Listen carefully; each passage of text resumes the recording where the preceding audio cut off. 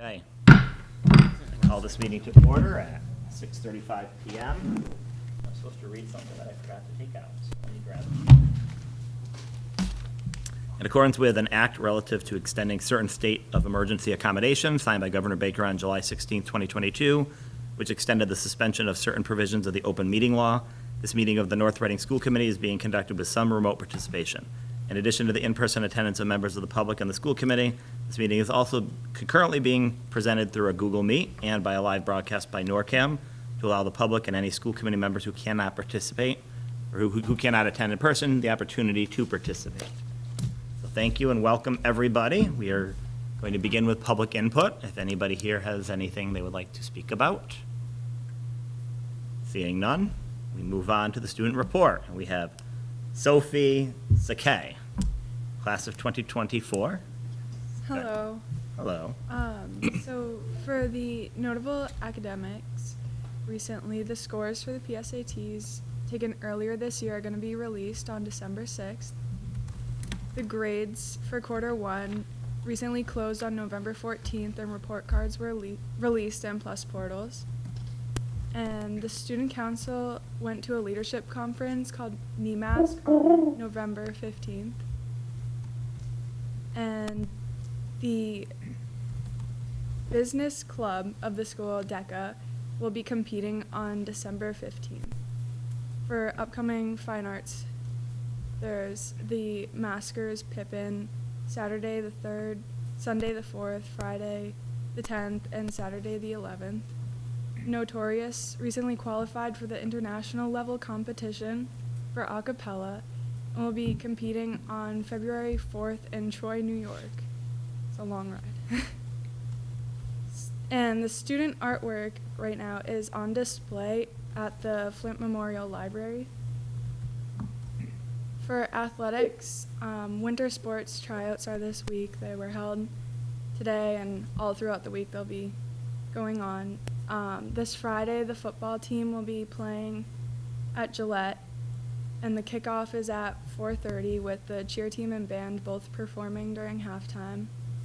The cheerleading team won the Cal League championship and then placed third in the state during that competition. Field hockey moved on to states in their tournament. Girls soccer made it to the Elite Eight in their tournament. Boys soccer made it to the Sweet 16 in their tournament. Pep rally was last Wednesday on the half day, and I believe seniors won every single game that we had. And the Thanksgiving game was Thursday morning against Linfield. Some miscellaneous is early release will be December 9th, which is not this Friday, but the Friday after. For juniors and seniors, community service is due December 9th as well. And currently the freshmen are having a cookie dough fundraiser.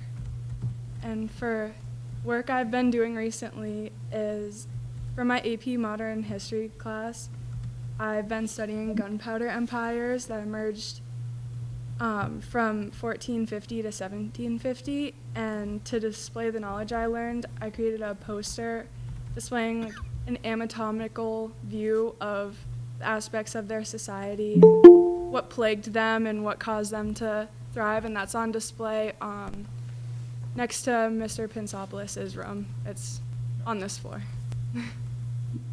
Thank you. Excellent. Questions, comments? Did we win the Thanksgiving game? I don't believe we did. Did not. It was home, but. I think they rested a lot of the starters Mm-hmm. because they have a Super Bowl game coming up. Nope. And I'll just say congrats to all the sports teams in the fall. Yep, indeed. Especially football, obviously playing for the Super Bowl. It'd be nice to get our first. It'd be our first, right? Championship, I believe. So. At least for a long time, and the cheerleading squad.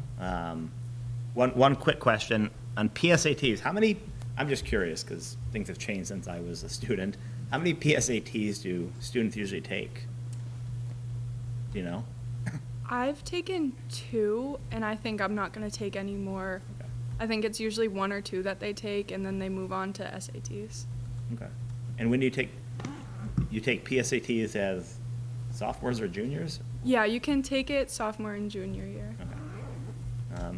And actually, last question, you said something about a fundraiser. What was the fundraiser you said? I didn't catch it. For the freshman class, they're doing cookie dough, like Cookie. edible cookie dough. Oh, okay. Excellent. Well, thank you so much. Appreciate it. As always, you can stay as long as you want or leave whenever you like, so. Okay. Great We'll move job. on. Nice job. Well, thank you. We will jump ahead from school committee goals to some of our guests. Is Aiden on the Google Meet or not? Do you know? I haven't seen him. You haven't seen him? Do we want to give him a minute, or do we not? Do you want to wait for a little bit, or? I can speak. He's been really working hard to prepare for this meeting, but we're sort of preparing for November 14th. Yeah. So I haven't had a chance to check in with him since Thanksgiving. I don't know if he'll be here. Okay. Make us wait. Well, I mean, we could jump to some of the other people here and then maybe come back just to see, give them a few minutes, just in case. So, do we have anybody from Notorious here? Not at the moment. We can go to Peru. We'll go to Peru. Going to Peru. Literally. You guys didn't update this. This is something. No. This is, should be the same. Good evening. I'm Evan Dosi. This is Mike Votto. We've been running international trips with high school since 2015, and we missed 2020 and 2021. But we just got back from a very successful trip in April. Sure. Yeah, in April we were in Ecuador. Really successful trip. We brought 16 kids, a little smaller than our typical trip. On that trip, but we had a really great time, and inspired us to go back to South America because it has a lot of benefits, I think, that we can't really get in other parts of the world. And the big one for us, which I'll get to in the itinerary, is the community visits. So meeting with indigenous people and seeing, how they live day to day, which is pretty cool. So we are hoping to go to Peru in April of 24. We're going to Japan in 23, so next April with the full group. So back in 2015-16, when we first started this program, we developed these goals, and these are the ones I presented for the past few years, but this is sort of why we do it and kind of our goals with the kids and what we're doing there. And I think a big part of it too is why we pick the places we go, and get them out of their comfort zone and try new things and navigate new experiences and have some real authentic learning experiences and teaching experience, I think, for the chaperones that go, the teachers. So this is our itinerary for that trip. So we fly into Lima, spend some time there, then we head to the Sacred Valley, see Machu Picchu, and there's some cool community and local visits there and some interesting activities, a little time in Cusco, and then back to Lima, and then we'd leave for home. So all told, it's 9 days. We'd fly overnight leading into day one. To get there. And then just some quick facts about that. The price right now is $3,700, which is in line with all the trips we've run for the past several years. That includes their insurance, and they're responsible for for lunch and tipping our guides and our bus drivers and things like that. The scholarships are available. Since 2015, we've brought 250 kids overseas, and this will be our 18th country that we'll be bringing students to. And there's 35 spots, and they have to remain in good standing to go. And that's the story. Okay. Questions? I loved it when I was there. It's great. Now excited. Fantastic trip. Can you Rich? remind me what the process is if more than 35 people want to go, and Yeah. how you choose? Yeah, so there's a wait list, so it's first come, first serve, and then they can get on that wait list, and then if a kid drops off for whatever reason, whether it's they're removed for not being a student in good standing, or they can no longer go, or something like that, then it basically goes in order of when you signed into that for the wait list. As a quick add-on to that, if a student has gone on a trip before, Mhm. they can still sign up to go, and, Yep. and it's still first come, first serve? Yeah. Okay. Yeah. Do a lot of students go multiple trips? Maybe 1 or 2 per trip before I get a repeat. And have you had meetings of interest yet, or Yes. yeah, okay, so Yeah. Does it look like it's going to be a big hit? I think so. I think that I think we lost a little momentum filling the trip up with COVID, but there was still a lot of excitement around it. We had a great time in Ecuador. So even if it is a small trip, I'd be very happy with that because I think we got to do more with the smaller group than we maybe could have done with 40 kids. So I think there's positives and negatives to either side. So whatever happens, I think will be great. Would the price increase if it becomes a smaller trip? No, that's the price for like what we're doing, but it does go up as time goes on. Yeah. That's the difference.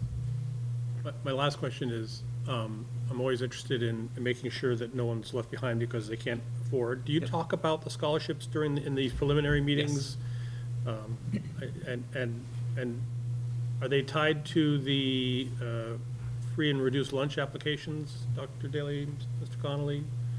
Or how are they? How do you tie who? If The someone extent needs of a what we scholarship? do is basically their scholarships available, and let us know, and we have like an application process basically. Okay. It's basically like writing an essay, why you want to go and your goals for this sort of experience. Okay, great. This is something we've talked a lot about, because technically this isn't a school-sponsored trip. This Right, is okay. This is a third-party independent group, and so they need to work that out. Jeff, do you have questions? No, I'm good. Hang Do on. you have a question, Seth? Yeah. No. Do you want I to was go? just gonna wonder if like the sign up is open currently or Yeah. it is? Yeah. Okay. Is it online? Yes. Okay. Get there on your phone right now. Yeah. I'm gonna do it. You should go, yeah. URL handy? I have a couple quick questions. When only 16 to Ecuador, is that all COVID related? Yes. The number? Okay.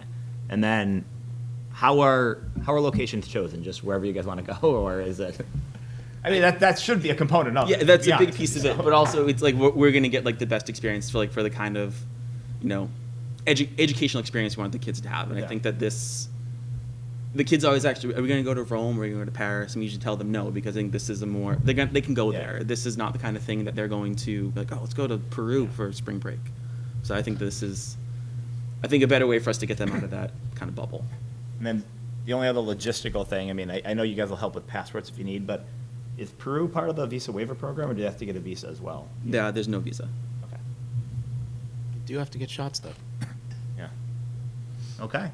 That's all I have, so I can entertain a motion to approve the trip to Peru.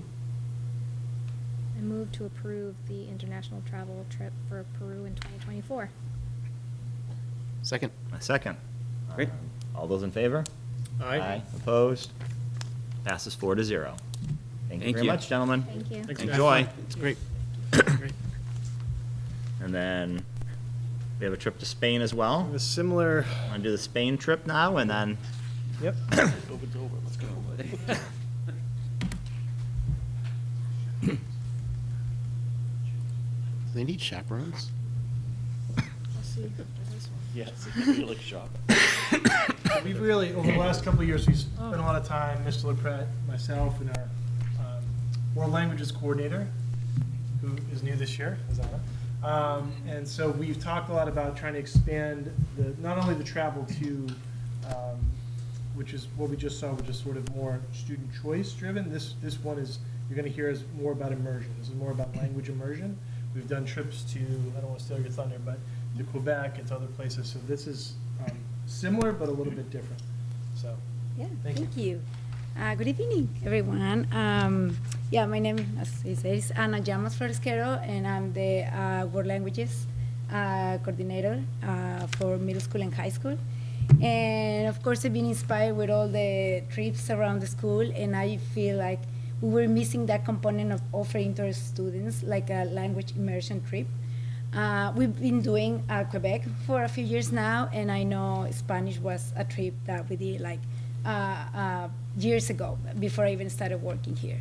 So I want to bring those language immersion trips back to our school because I think it's an important component, especially now. So we're actually going in February. We're going to Costa Rica. I have 19 students that I'm going to take to Costa Rica, and everybody's so excited, and it's going to be a trip where they're going to have the opportunity to practice their Spanish, besides, of course, all the fun. So I want to present this time, this is a language immersion trip to Spain for February vacation 2024. And in this trip, so let me just, I can,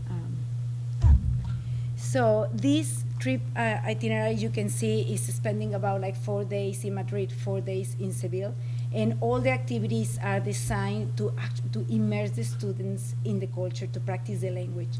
So we can see here some of the highlights, and so we can see they're gonna have from like flamenco lessons, shows. They're gonna have opportunities to actually speak to the locals, speak to artists. They're gonna go to the museums. Everything is gonna be like audios. Everything is gonna be the guided tours. Everything is gonna be spoken in Spanish.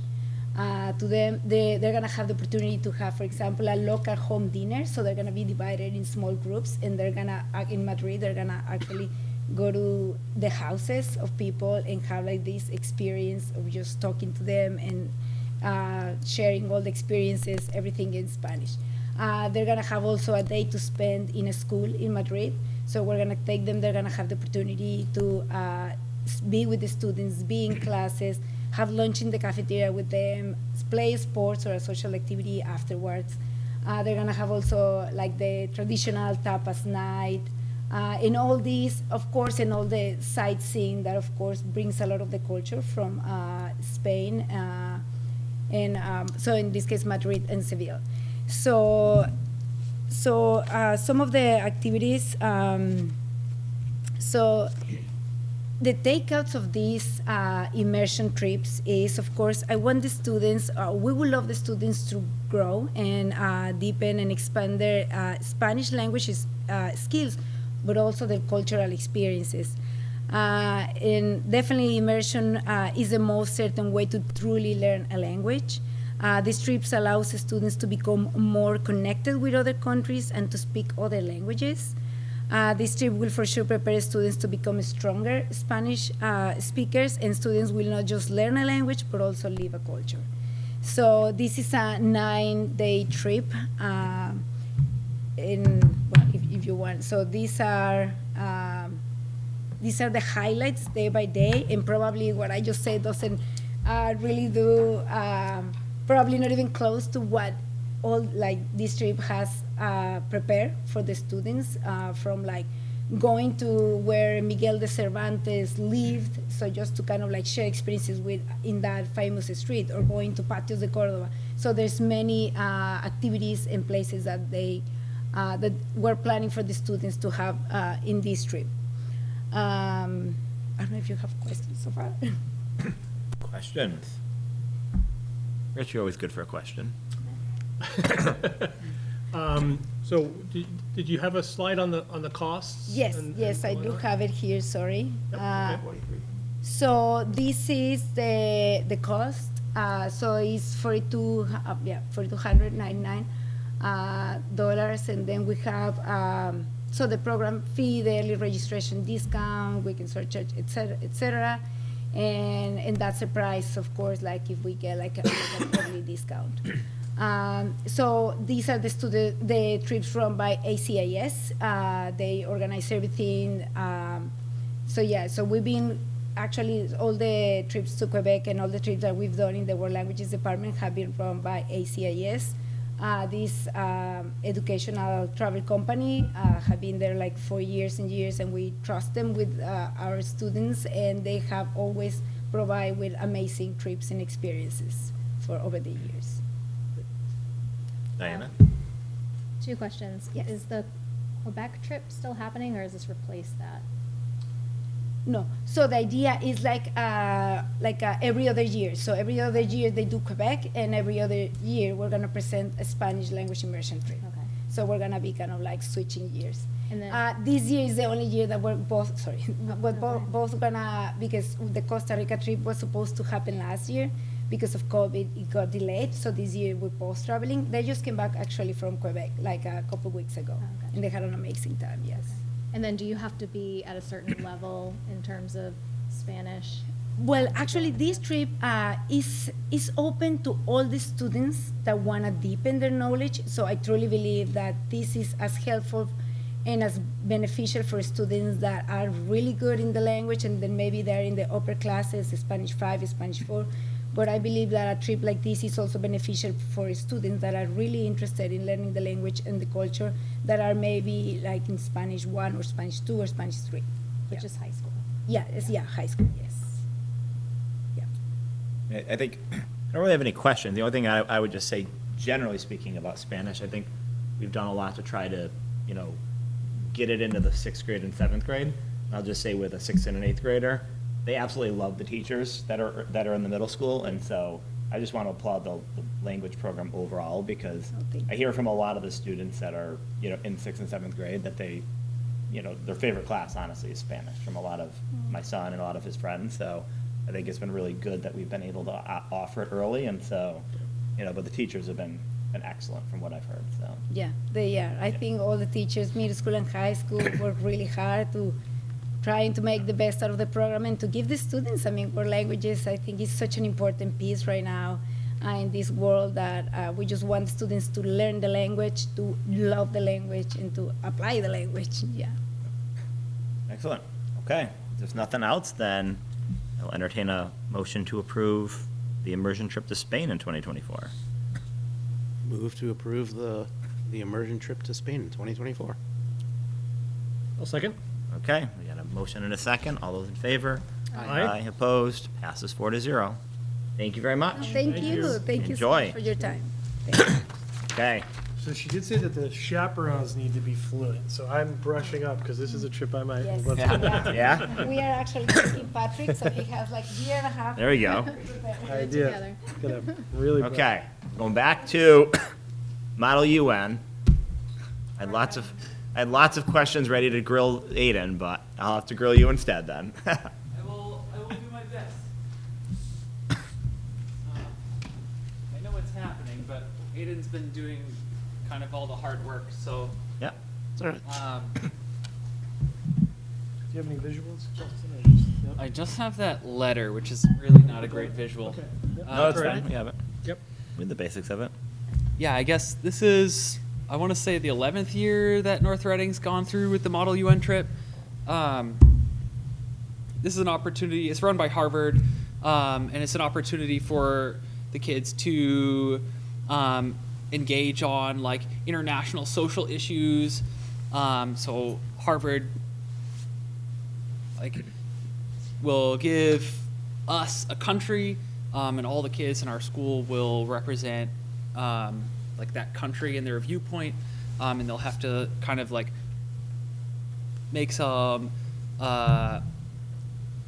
arguments, I guess, from that country's point of view. So it's an opportunity for them to learn about international issues.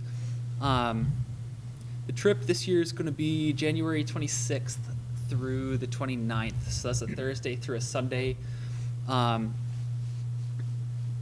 it is overnight, I guess, yeah.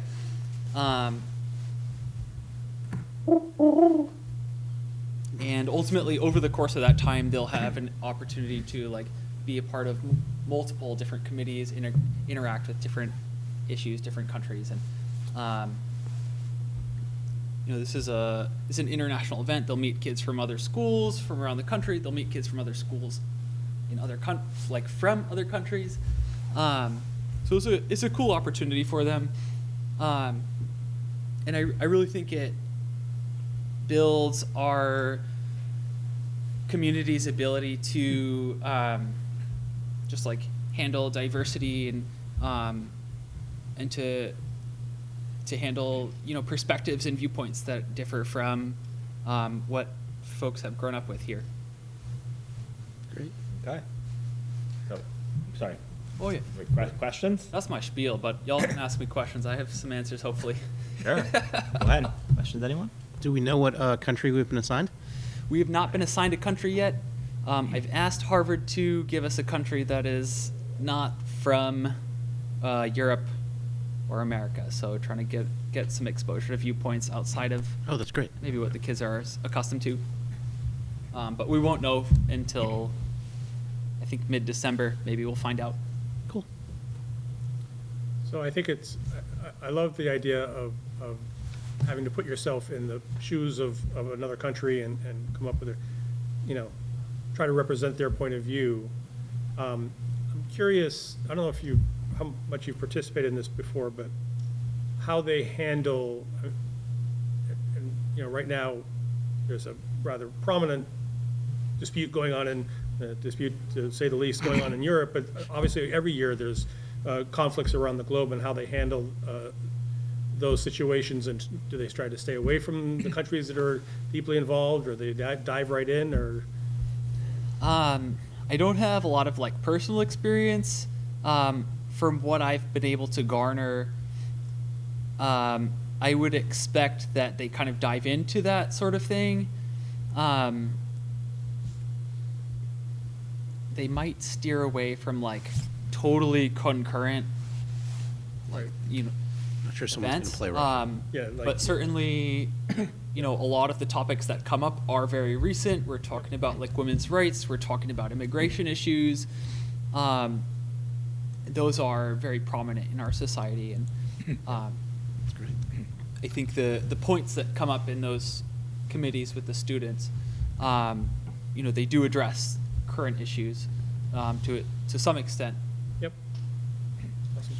I don't believe you took my question, seriously. That's basically my question. So is this your first time going? This is my first time going. Well, thank you for stepping up and doing Yeah, it. absolutely. I always say, like, this is one of my favorite trips. I just think that, like, there's so much conflict going on in the world right now. It's good to learn how to discuss issues, and so I think it's a really good, training lesson.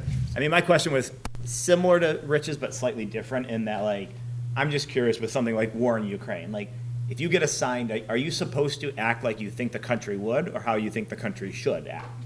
And so, if you get assigned a country, is your directive to act like you think they should, or act like you think they would and try to get it? From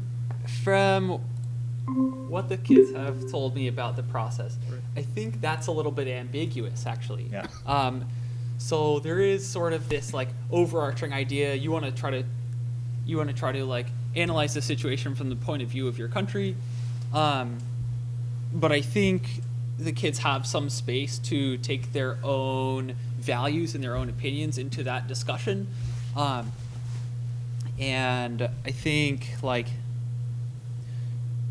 with something like that, the war in Ukraine, like, what the kids end up arguing might end up being their personal feelings on that matter, even though they're sort of going into it with the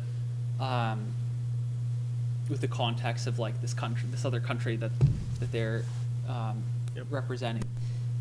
So that it does play a part. I appreciate you trying to answer when you haven't actually been there. Yeah.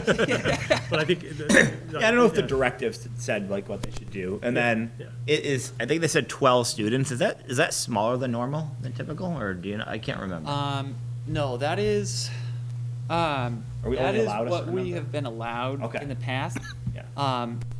Harvard asks us to specify up front a specific number of students before we've even like garnered interest or like done any of that. So we set a number 12. That's a specific cutoff with Harvard. So if we specify 12 or more students, we are eligible for like a whole range of subcommittees, and we have the interest for 12 students, so we did that. But theoretically, like, yeah, that could be a different number. Okay. But we do have to specify that up front, so we're kind of stuck with 12 for this year. Okay. Any other questions, comments? Can I have a motion to approve the Model UN overnight, or the trip this year? 2023, yes. It is an overnight. Yes. It's I will move to approve the Model United Nations overnight travel on January 26th to January 29th, 2023. Second? Okay, we got a motion and a second. All those in favor? Aye. Aye. Opposed? Passes 4-0. Thank you very much. Thank you. Thank you so much for your Okay, time, folks. enjoy. You, Justin. Good luck. Okay, is Notorious gonna come down later, or should we just do So it? they're gonna come a little bit, they're a little bit delayed, No, that's fine. so we can skip. I may have snuck in and seen the Pippin set, so. Thank you. You wanna go to, I figure we'll do the school committee goals at the end. You wanna just keep going? You wanna do the want to do the collective bargaining agreement towards the end too, and then just go on to MCAS, or You could do the collective bargaining agreement quickly and then. do that quickly? Yeah. Okay, you want to present on that one? So, sure, I just, I shared with you in your packet an updated collective bargaining agreement with the NREA. This is for educator evaluation. It's sort of a side agreement of the collective bargaining agreement. And it really just reflects a lot of the updates that have taken place over the past several years since educator evaluation has come into play.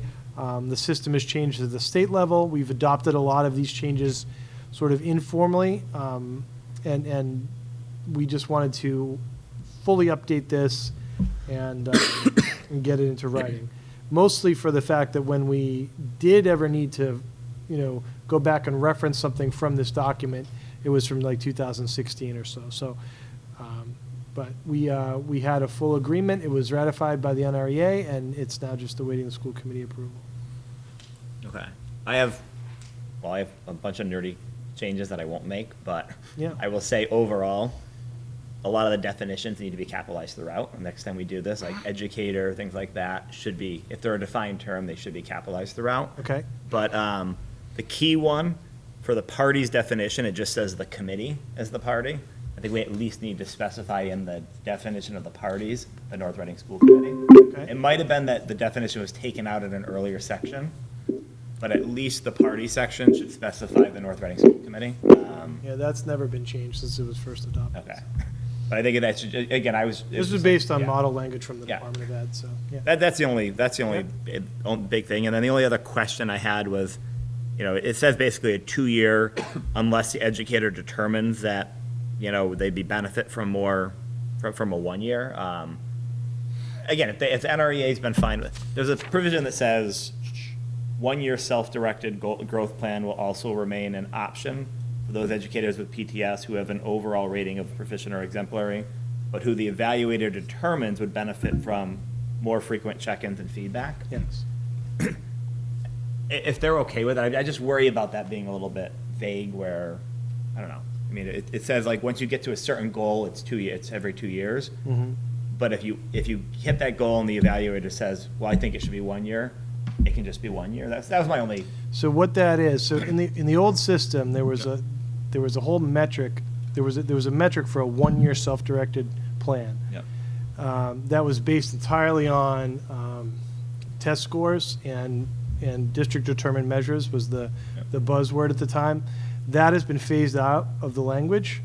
We decided to keep that option for teachers so that if someone, essentially the way I've described it is if someone is proficient as an educator but perhaps not proficient with their ed eval, for example, they miss deadlines or their goals aren't met or they need work on that, this way that they can still remain in control of choosing their goals, which is what the self-directed is, but allows more frequent check-ins of a 1 year plan, a formative mid-year. And it's really a step in between placing that person on an improvement plan. So we decided that was a healthy thing to keep in there because the message you send when you take a veteran educator from a 2 year plan and put them on an improvement plan is quite a message that you're sending. And so we thought it was very advantageous to have that other level in there for someone. There's other reasons, but that's really one reason why. It's like someone just, misses all their deadlines, isn't doing well with this, but their teaching is okay, but their, the observations are good, but the ed eval part needs work. We wanted to keep that in there, so.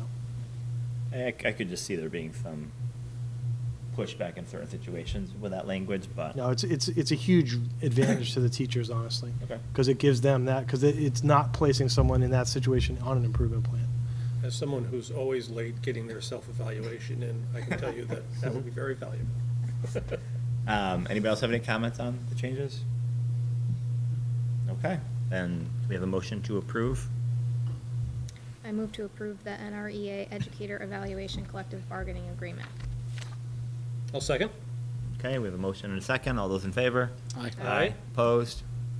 Passes 4-0. Please just update the committee language. We will do that, yeah, great. Thank you very much. Are we going on to MCAS and Access So updates? I will let Mr. Clean state which one he would prefer to do first. Teaching and learning or MCAS and access. Those are your choices. Structured person, so I'll just go right in order. Okay.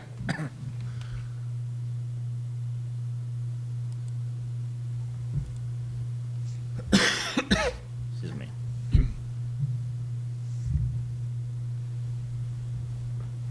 you know what, I gotta do that, I gotta just share, sorry.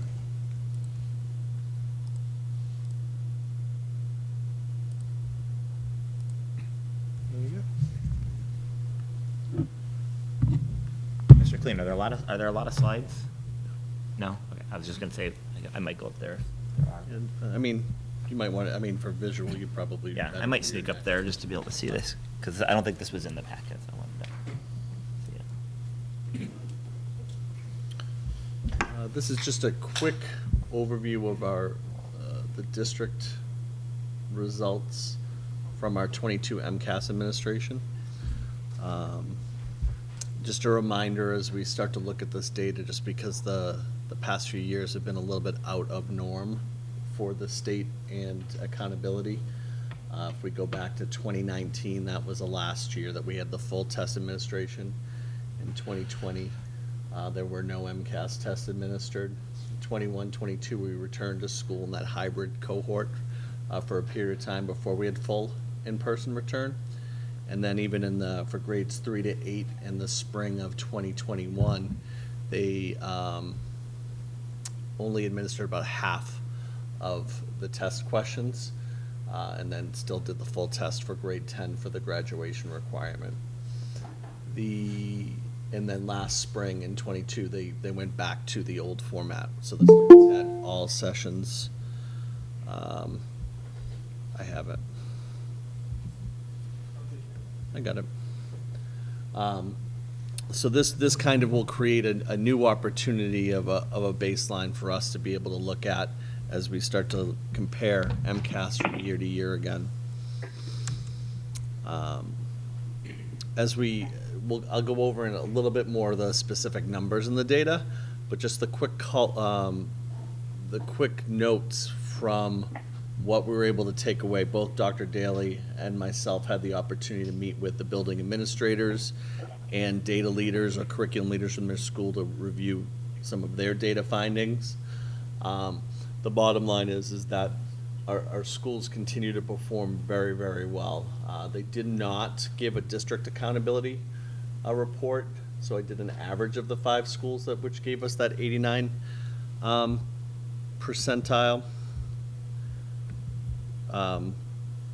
Which just keeps us, it's an overall performance relative to other schools that serve similar grades, and it's calculated using multiple sources of data. So that basically means that on average, our schools are outperforming 89% of the schools in Massachusetts that are like.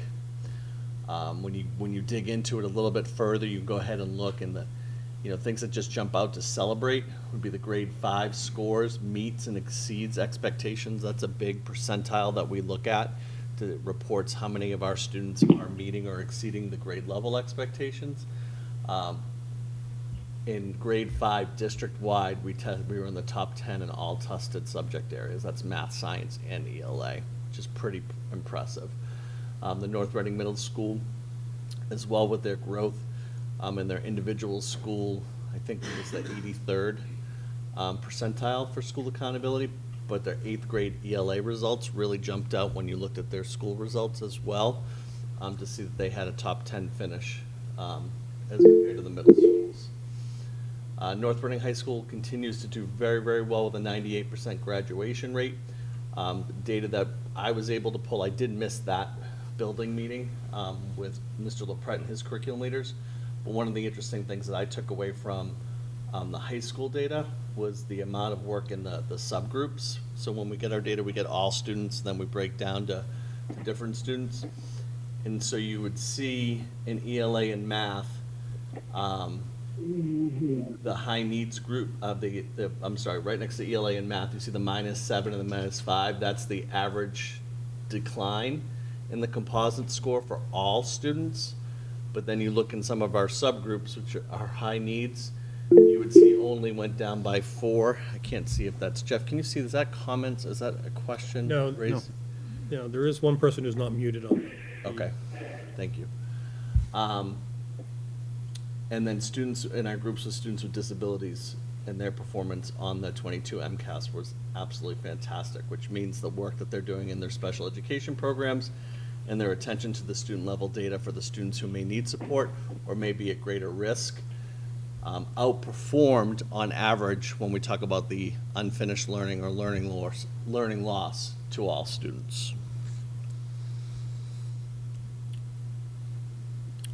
The overall takeaway kind of went away, like when we look at the district data, you'll see the math score slightly increased, improved, or kind of leveled,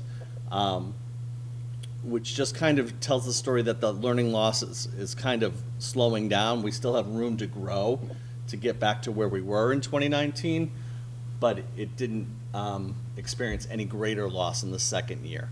And we believed, you know, with math, that was something that students weren't practicing all the time when they weren't in school, you know, when they weren't receiving direct instruction, even though they might have still been reading or having conversations and language and exposure to that. So we're not surprised with that, and we think that we'll be able to keep moving forward with that. The ELA scores declined, with the exception of grade 8. That's a slight, most of the data from what we're looking at right now has a lot to do with the writing, but we are looking at some of the reading, because now when we're talking about students being in, having more structured reading experiences in classroom, deeper level of conversation. The science scores increased slightly or leveled, which was same. Both at the elementary level, the science scores continue to be very high. So we'll continue to keep an eye on the data as we move forward and compare. We're going to look at the two things that we kind of took away were the writing scores and the response to that, and we have teachers already in our curriculum councils looking at that to better understand the scoring rubrics and going forward, and I'll be able to share more about that later. And then the early literacy challenges. What does this look like for grade 3? You'll see our grade 3 data was an area that definitely went down a little bit, and we think that that has more to do with the fact that our early childhood classrooms were not getting that structured routine, and when they came in, what they missed and how we build off of that. How you guys doing? Good, how are you? Fantastic. I'm so glad I get to go before you than after you, but I'll have to go after you too. So just looking at just quick overviews of the data, as I kind of outlined the grade 3 data, you can see the columns that are show what the 2019 meeting in exceeding expectations, then what it was in 2021, and then what it was in 2022. And it shows the differentials in there. I think the important thing with this data is to also look at 2019, we had 80% of our students meeting and exceeding expectations. That's a high bar. Our district average is usually between that 65 and 75, depending on the cohort that goes through. And so to try to address that number, and we talk about SMART goals and kind of set forward, we really hope to be able to get that to that 65, 70 within 1 year with that different cohort, which could look completely different because they've been in school a little bit more on that grade level. And also to look at the grade 4 results as they go through it. Grade 8, I just wanted to, that was the outlier, which was, you know, huge improvement in the grade 8 English language to celebrate in the work there. You can see the state is in the gray, and then the green represents the North Reading, and how we've kind of been able to attack that and deal with unfinished learning. Then I just do by bands to kind of show the average of the work that we need to do with the ELA. You see how it's still kind of almost doubled in both years from the 21 to the 22 when they went through. We're hoping to kind of stop that and work the data the other way.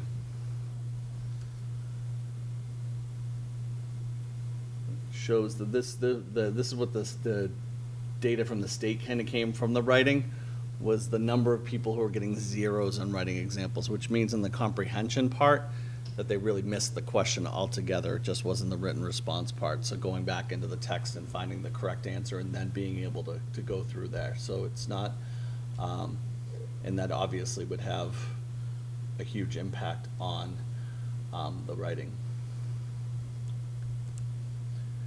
In math, as we talked about, the data kind of changes a little bit more. We wanted to highlight some of that grade 5 work that we talked about. The math performance scores for the district were really high in grade 5. And you can see the changes in that, how they're detailed through there, that we're back on the positive side. In 2022 from 2019, seeing 75% of our students met or exceeded expectations. In 2022, 79%. So that's something that's pretty impressive, especially compared to the state, as different schools and different districts are dealing with different issues that dealt with learning loss.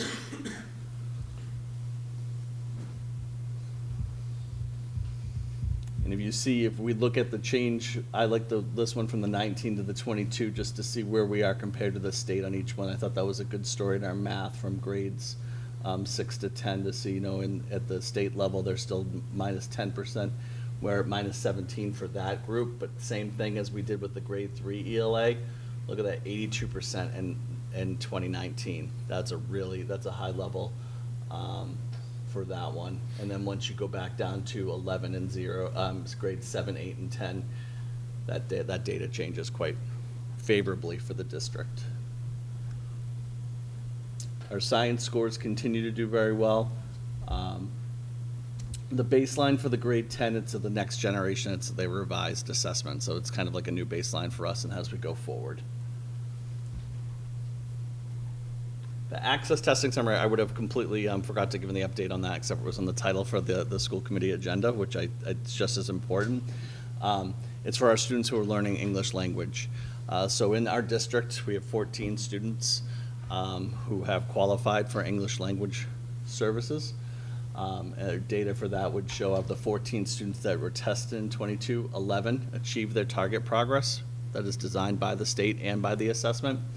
And then we work with our ELL teachers to create student success plans for the students that did not meet the targets. And I left that slide in here, kind of gives you just a little bit more. This is something that's good for always. We're looking at this a couple of times a year and going through. But the exit criteria would be an overall score of 4.2 on the last column, and a composite literacy of 3.9. And then it just talks about how they test each of those sections in the bottom, which is nice when we see a student's not doing well in one domain or one subtest, to be able to look and then be able to set our goals for what that student might need to do. Mr. Killen, Yeah. can I interrupt real quick? The number 14 students, how has that changed over the years? It fluctuates. I would say, and Dr. Daly would be able to correct, I would say that that's a little bit low. And I think it's a little bit higher this year. I think we're right around 19, 20 this year for English language learners. And I don't know if you have a, We've been under 20. yeah. We were as low as 8 in the last couple of years. So this is sort of an increase. We're not seeing quite the numbers that we need about, but it's trending in the Thanks. And the overall scores also help us dictate the level of service that the students receive. For us, when we talk about what this means for the administration role and working with our teachers, is we need to celebrate. The data continues to validate the work of everyone involved with our students and the work of our students and their families. We have to remember that 2.5 years have not been normal. So when we look at the data that we have and we set the goals that we want to achieve, it feels pretty good knowing that we're already ahead of where a lot of our neighboring districts are. And we like that responsibility to kind of lead the way when that comes to work. MCAS is just one data point, and we're always talking about it. That's why we don't kind of do as much, like when we talk about accountability. Like, there's so many little things to celebrate that we should be, but that story could change just in 1 year with another cohort. So you take the data for what it's worth, but we look to make sure that we can double check it with other data available from common assessments, midterms, finals, iReady at the elementary and middle schools, and student work and performance. And then we continue to look for different ways to create opportunities for students to accelerate and demonstrate learning, meaning always making sure that they have access to grade level standards and grade level material. to make sure the gaps don't get larger, and how to know that they're doing better from what we're trying to do differently. Whether that be everything we try to do is in tier 1, which means right in the classroom with the classroom teacher and the resources that we have every day. But then we're also very crafty in how we want to look at tier 2 services and our tier 3 services. And we plan on using this data as a new baseline. The state does give you a little warning or a caveat that it doesn't become the most reliable data after 1 year, but they'd say it's a lot more like what it looks like it should. Which also means when we return to like our student growth percentile, all those things are going back to what they believe was the best practices for data and measuring student learning and school accountability. That was a lot of information. You'll have that if you can reach me by that email, or if you have any questions off the top, I'll do my best to answer off the top of my head. Okay. Thank you, Mr. Colleen. You're welcome. I have some questions, but A few questions. defer to everybody else first. So. Jeff? First off, I agree with the, we should celebrate it. This is great. When you look at the national averages, when you look at averages across the state, yes, we declined in some areas, but not nearly to the level that I've seen throughout the country. One thing, it's about 5 slides ago, it was mentioned that there are a bunch of zeros on the essays. I don't know if you guys have analyzed it yet. Is it possible some of that was just how it was submitted or not submitted? Or is it, I just don't. Yeah, Zero is a tough, either you really didn't understand the question or something else is going on, which is fine, or something mechanical happened. Right. It's a fair question. Yeah. And looking at working backwards Yeah. to better answer that is everything's on the computer now. So Yeah, it's a that's lot why I'm easier asking. for kids to kind of bump through and navigate. Yeah. Our data dive right now is looking at the released responses that we get from students. Sure. And so we may, if we stumble across that, may learn that, and I would quickly add that into my story. But more importantly, I think it probably has, I think especially in the grade 3 and the early literacy and the writing and it's the stamina, it's kind of getting back, and even, the composition, even though we're doing more and more, and for middle and high school, they'd be able to tell you, writing on the computer is all they know how to do, as far as what it is, and revision and going through that. At the elementary school, they still have limited experiences that go along with that, and kind of the typing and the response and the revision. So I think that probably might have more of a factor than that, but I'll definitely make sure to double check it. Yeah, it's more of a curiosity Yeah. thing. It seems like there's an opportunity, especially knowing that it's online, there's an opportunity for, it's an anomalous score. It seems like an anomalous score, therefore something else may be going on. Just a thought. Okay. For Diana? I don't have anything. So I have a few quick questions, and one request first. Can you send that to us? Yep. I just want to look at it a little bit deeper. I'll agree but disagree a little bit with Jeff on the. I appreciate that we're doing better than a lot of other districts and nationwide and statewide, but it's frustrating to see losses. And I think one thing we're going to talk about in our goals this year is to try to get the funding for some of the positions that we're going to be losing, because we do have funds right now through ESSER that are geared towards, some of them are specifically geared towards trying to address these losses. And so I think it's a very real issue that we have on the school committee have to think about, because we have seen declines, and we don't want to see declines in areas. And even if it's not as big of a decline as some of the neighboring districts, I do think it's really important that we, when we're budgeting this year, that we really think about this and understand that we're not done with the pandemic yet, and we do have to, kind of catch up with that. The one question on the writing, again, we hear a lot about UDL, Universal Design for Learning, and again, when we were all in school, pretty much everything was papers, and now there's lots of other ways to submit materials. Do you think that's one of the reasons that writing is suffering so much, is that kids don't have to, again, we all had to basically put book reports in every time. Now you can do more visual learning. And so is there a battle between UDL and writing that we need to think about or not? No, I don't think so. I think the synthesis of information and how you communicate it can be done a lot of different ways. And I think beyond traditional writing, as the MCAS would measure, similar to Mr. Friedman, I would say that I want to have a better handle. Like, one of the things that we haven't done in the past few years is look at how the state is scoring and now kind of reflect upon what they're telling us we're not doing well before I would agree with you, on that. I think it's just, I'd rather have that data from them and kind of be able to pull that. So I hope, as we come back, as I come back in a couple of months, that's part of the work that our curriculum councils are going to be looking at. I mean, again, not to get on a soapbox, but I mean, it's societal as well. I mean, TikTok is, 30-second bits, and my kids don't watch any scripted programs anymore. They only watch YouTube videos, and so I think it's all around where again, like, there's just, people don't watch stories anymore. They watch clips, as opposed to stories. The only other thing I had was, like, you would average out the accountability. I think the average accountability scored 89%. Were there any schools that were lagging behind in that, or all pretty? Everybody around? was comparative to like schools. So when you look at the elementary schools, all the elementary schools were above that 90 percentile. And then the 6 to 12 fell between that 80 and 89. Okay. And when you look at that, and that includes growth for both schools compared to where they were in, I believe, 2019. I can't remember if I used 21's number in that. Okay. Thank you very much. Just welcome. Out of curiosity, when did it go from paper to electronic folder? Do Ooh. you remember? I'm just curious. I don't want to have to turn around and look at them.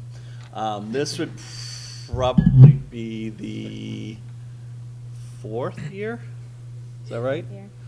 I mean, if you kept counting years that didn't happen, I think it was, you were the first school that did it, John, before it was required. So when it was required for everyone, it was 2018, I think. Yeah. Okay. I'm just curious, because going from paper to full computer, especially like you were talking about elementary, I wonder if it had an impact at all, and if it was around the time. Well, and that's where COVID kind of helped and pushed everything, because then Yeah. between the Google Classroom and the work and the exchange and everything, students were definitely writing more using technology. And just Well, like the I would screen suggest- fatigue too, Yeah. right? is a Oh, real God, thing. well, yeah.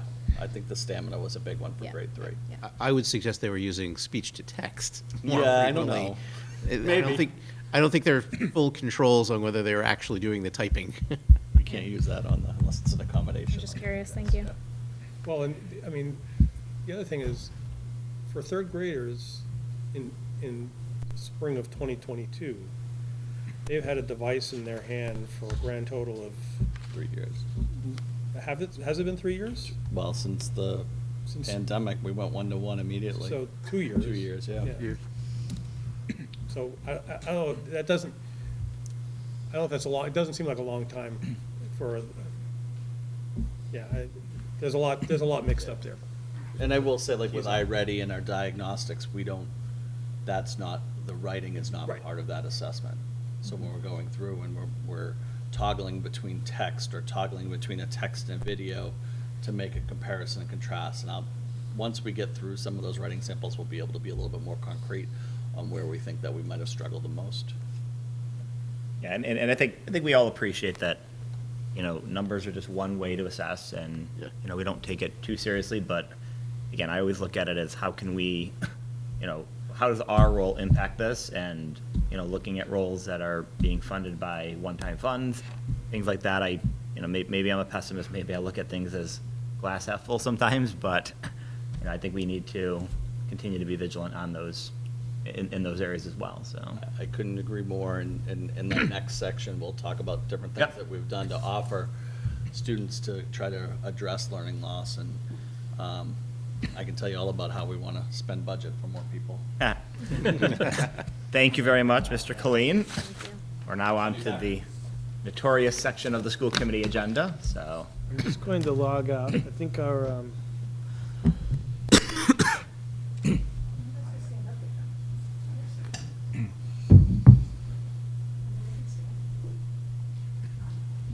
Mr. Zola, were you able to hear us during the presentation?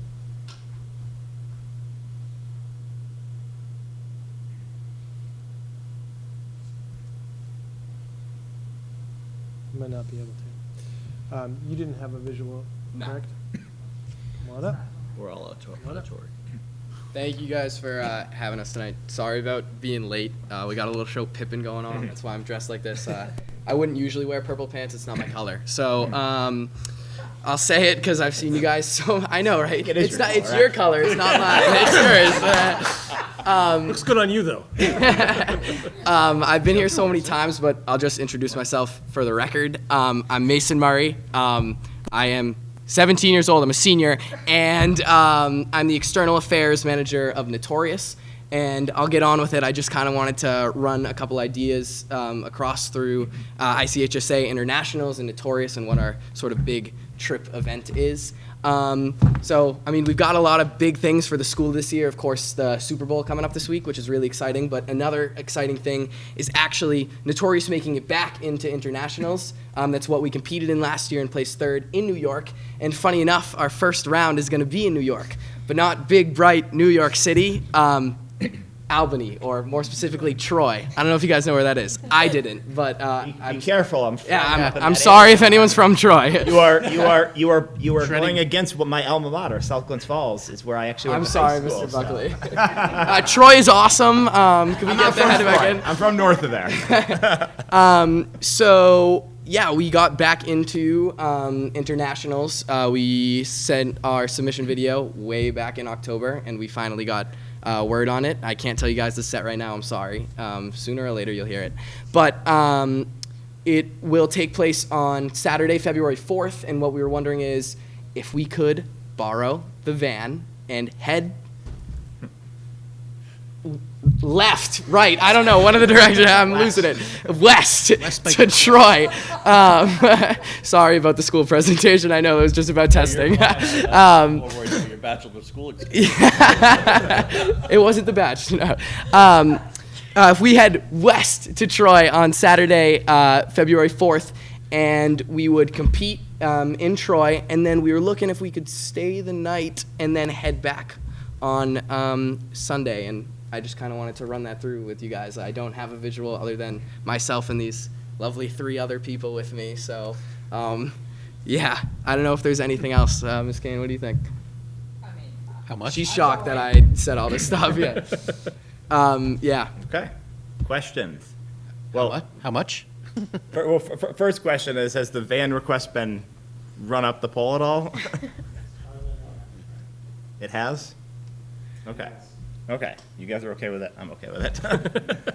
Jeff? How much are we talking about, roughly? Hotel is $161, and that would be divided by 3 or 4 for the kids. And then they'll brown bag their lunch. Yeah. We'll get some fast food for dinner, and the hotel pays for, it includes breakfast.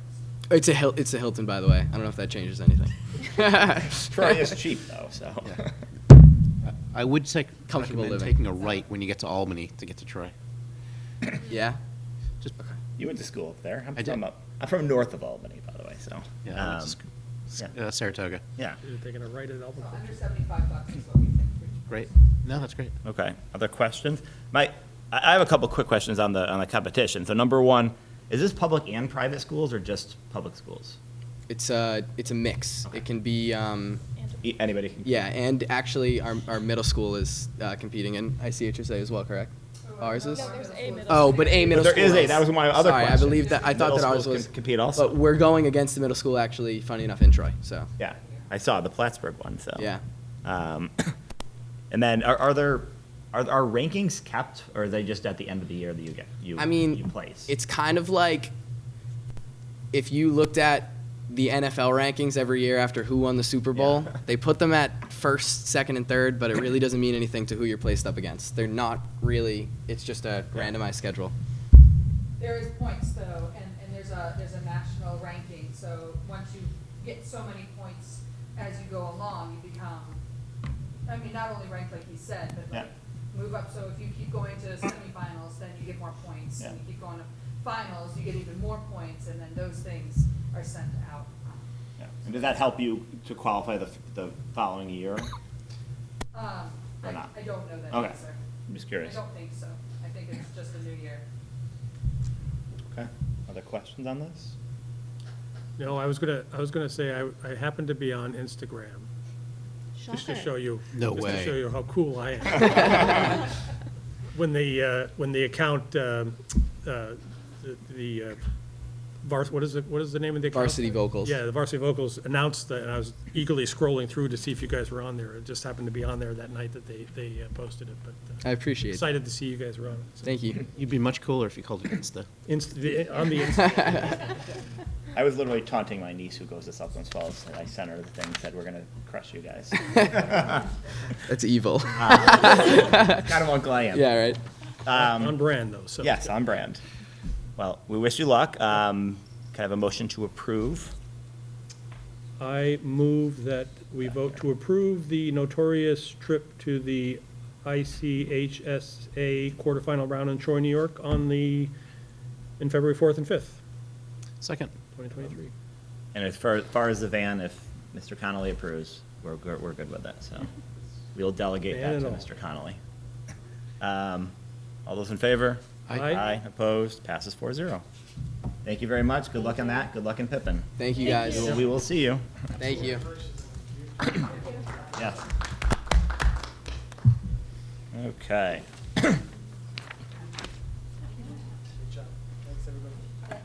Back to another Mr. Colleen. Yeah. Try to sign out. Yeah. Steve's had enough of Mr. Colleen. I don't blame him. The good news is I thought they were gonna sing.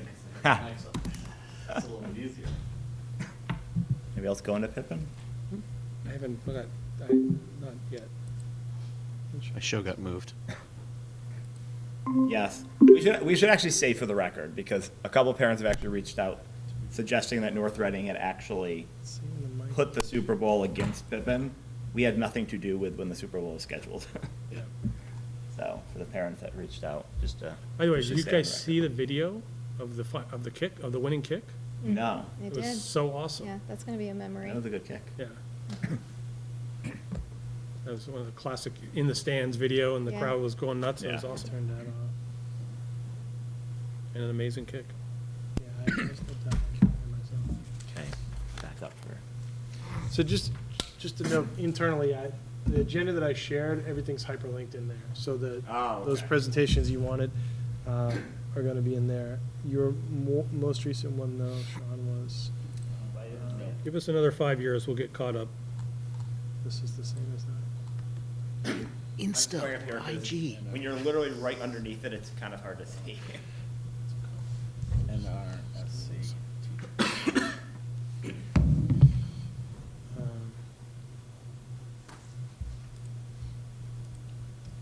Oh, yes. Yeah, no, I got it. I'm just going to. Except there isn't anything from teaching and learning update.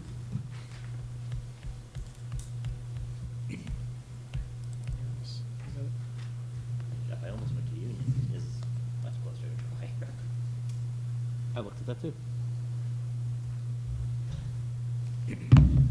Okay.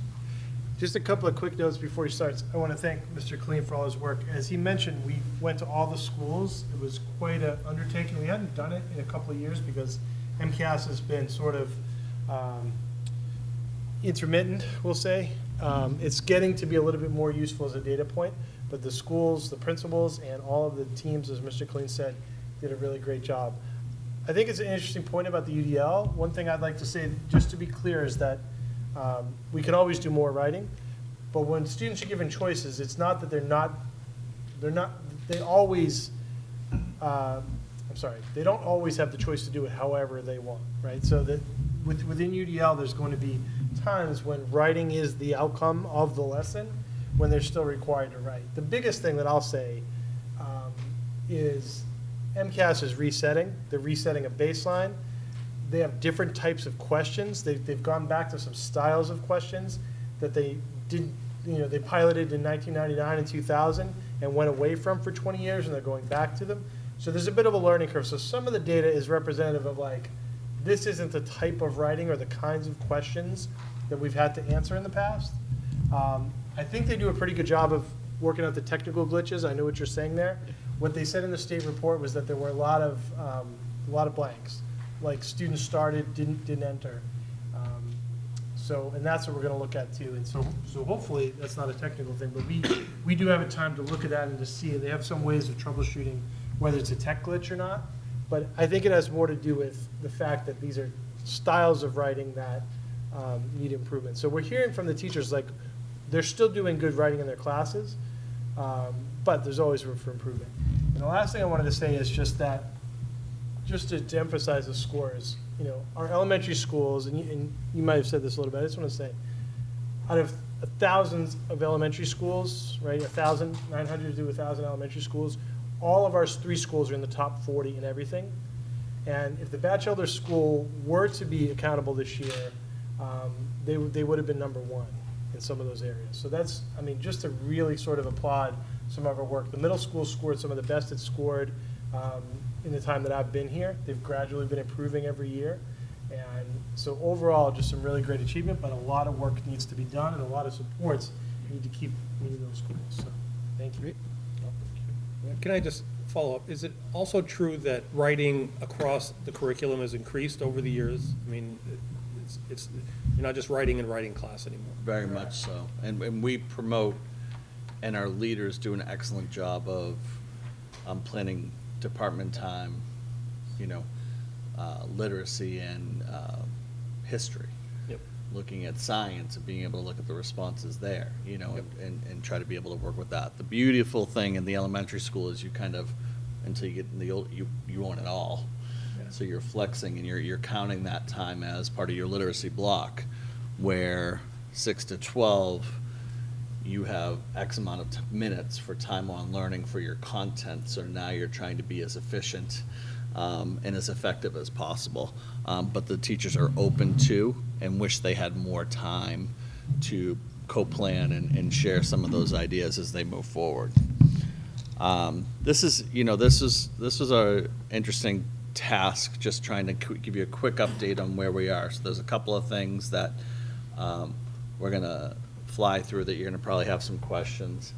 But just, you know, for me, when I look at, you know, the work that we do and what we try to support, and Mr. Buckley, you said it, my job too is very much to say, okay, North Reading Public Schools is in a very, very good place. What can I do not to mess that up? You know, what can I do to best support those building principals, those teacher leaders, and looking at what they need to be more successful and bring them new tools and ideas to help them meet their goals. So we, you know, just double dipping off of the MCAS work, the work still, I'm amazed at the time that people put in this year, especially with the data. I think people were kind of excited about having a full set of data and being able to look at their school improvement plan goals and then using the data to be able to write their student learning goals and professional practice. So there was definitely a healthy dialogue and excitement around data-driven and at all levels. Oh, sorry.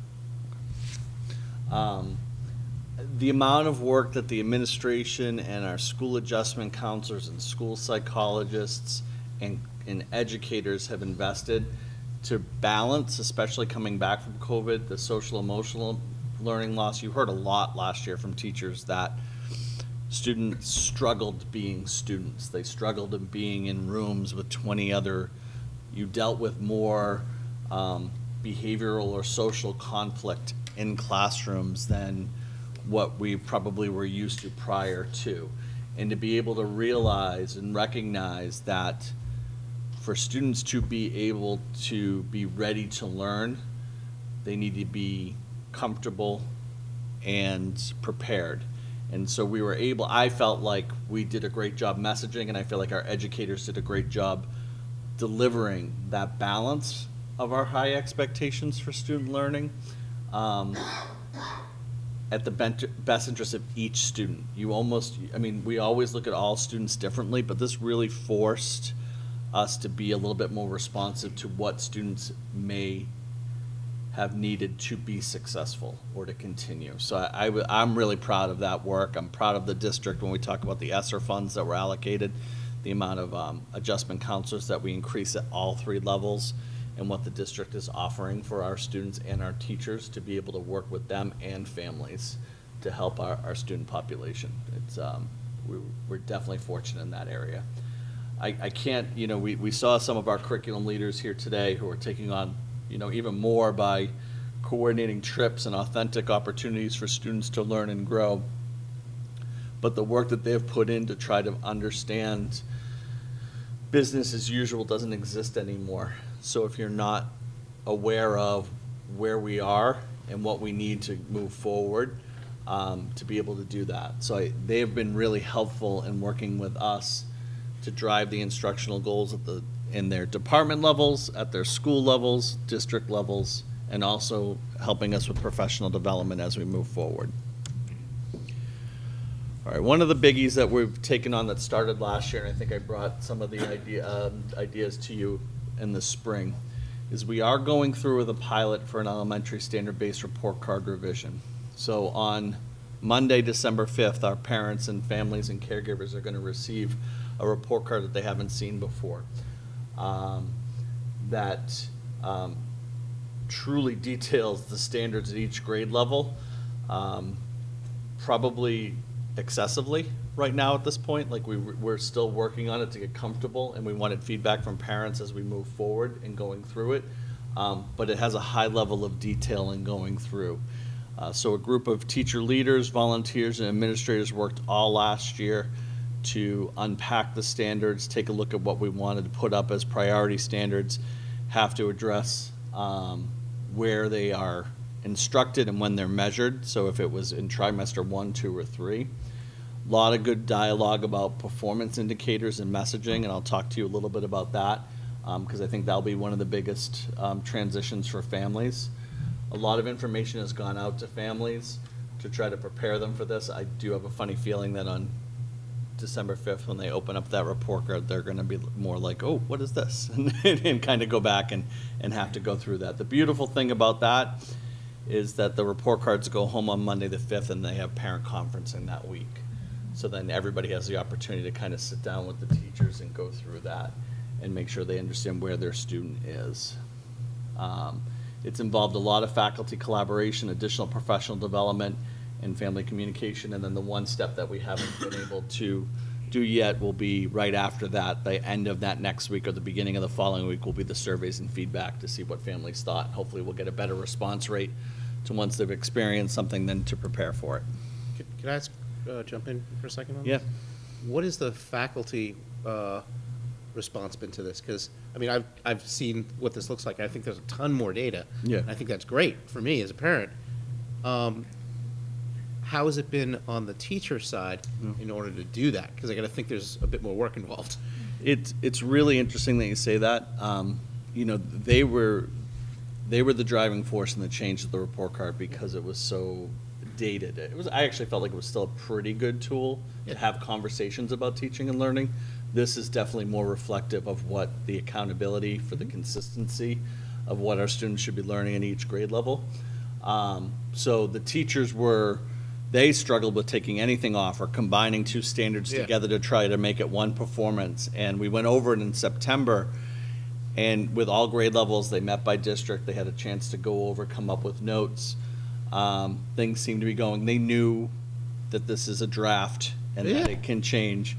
But I will say, like in the November 8th PD, now they're looking at it and they're going through that process of what standard they might not have a measurement on. So there is that little bit of feeling of overwhelm, but prepared and excited. And I think in working backwards, it's really going to help us with our scope and sequence and planning at the elementary level to make sure that at the district level, our 6th graders coming into North Reading Middle School have really had a pretty similar experience, which they have, but just documented a little bit differently.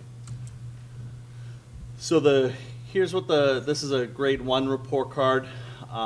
So the biggest, I can't thank the teachers that worked on the report card committee enough.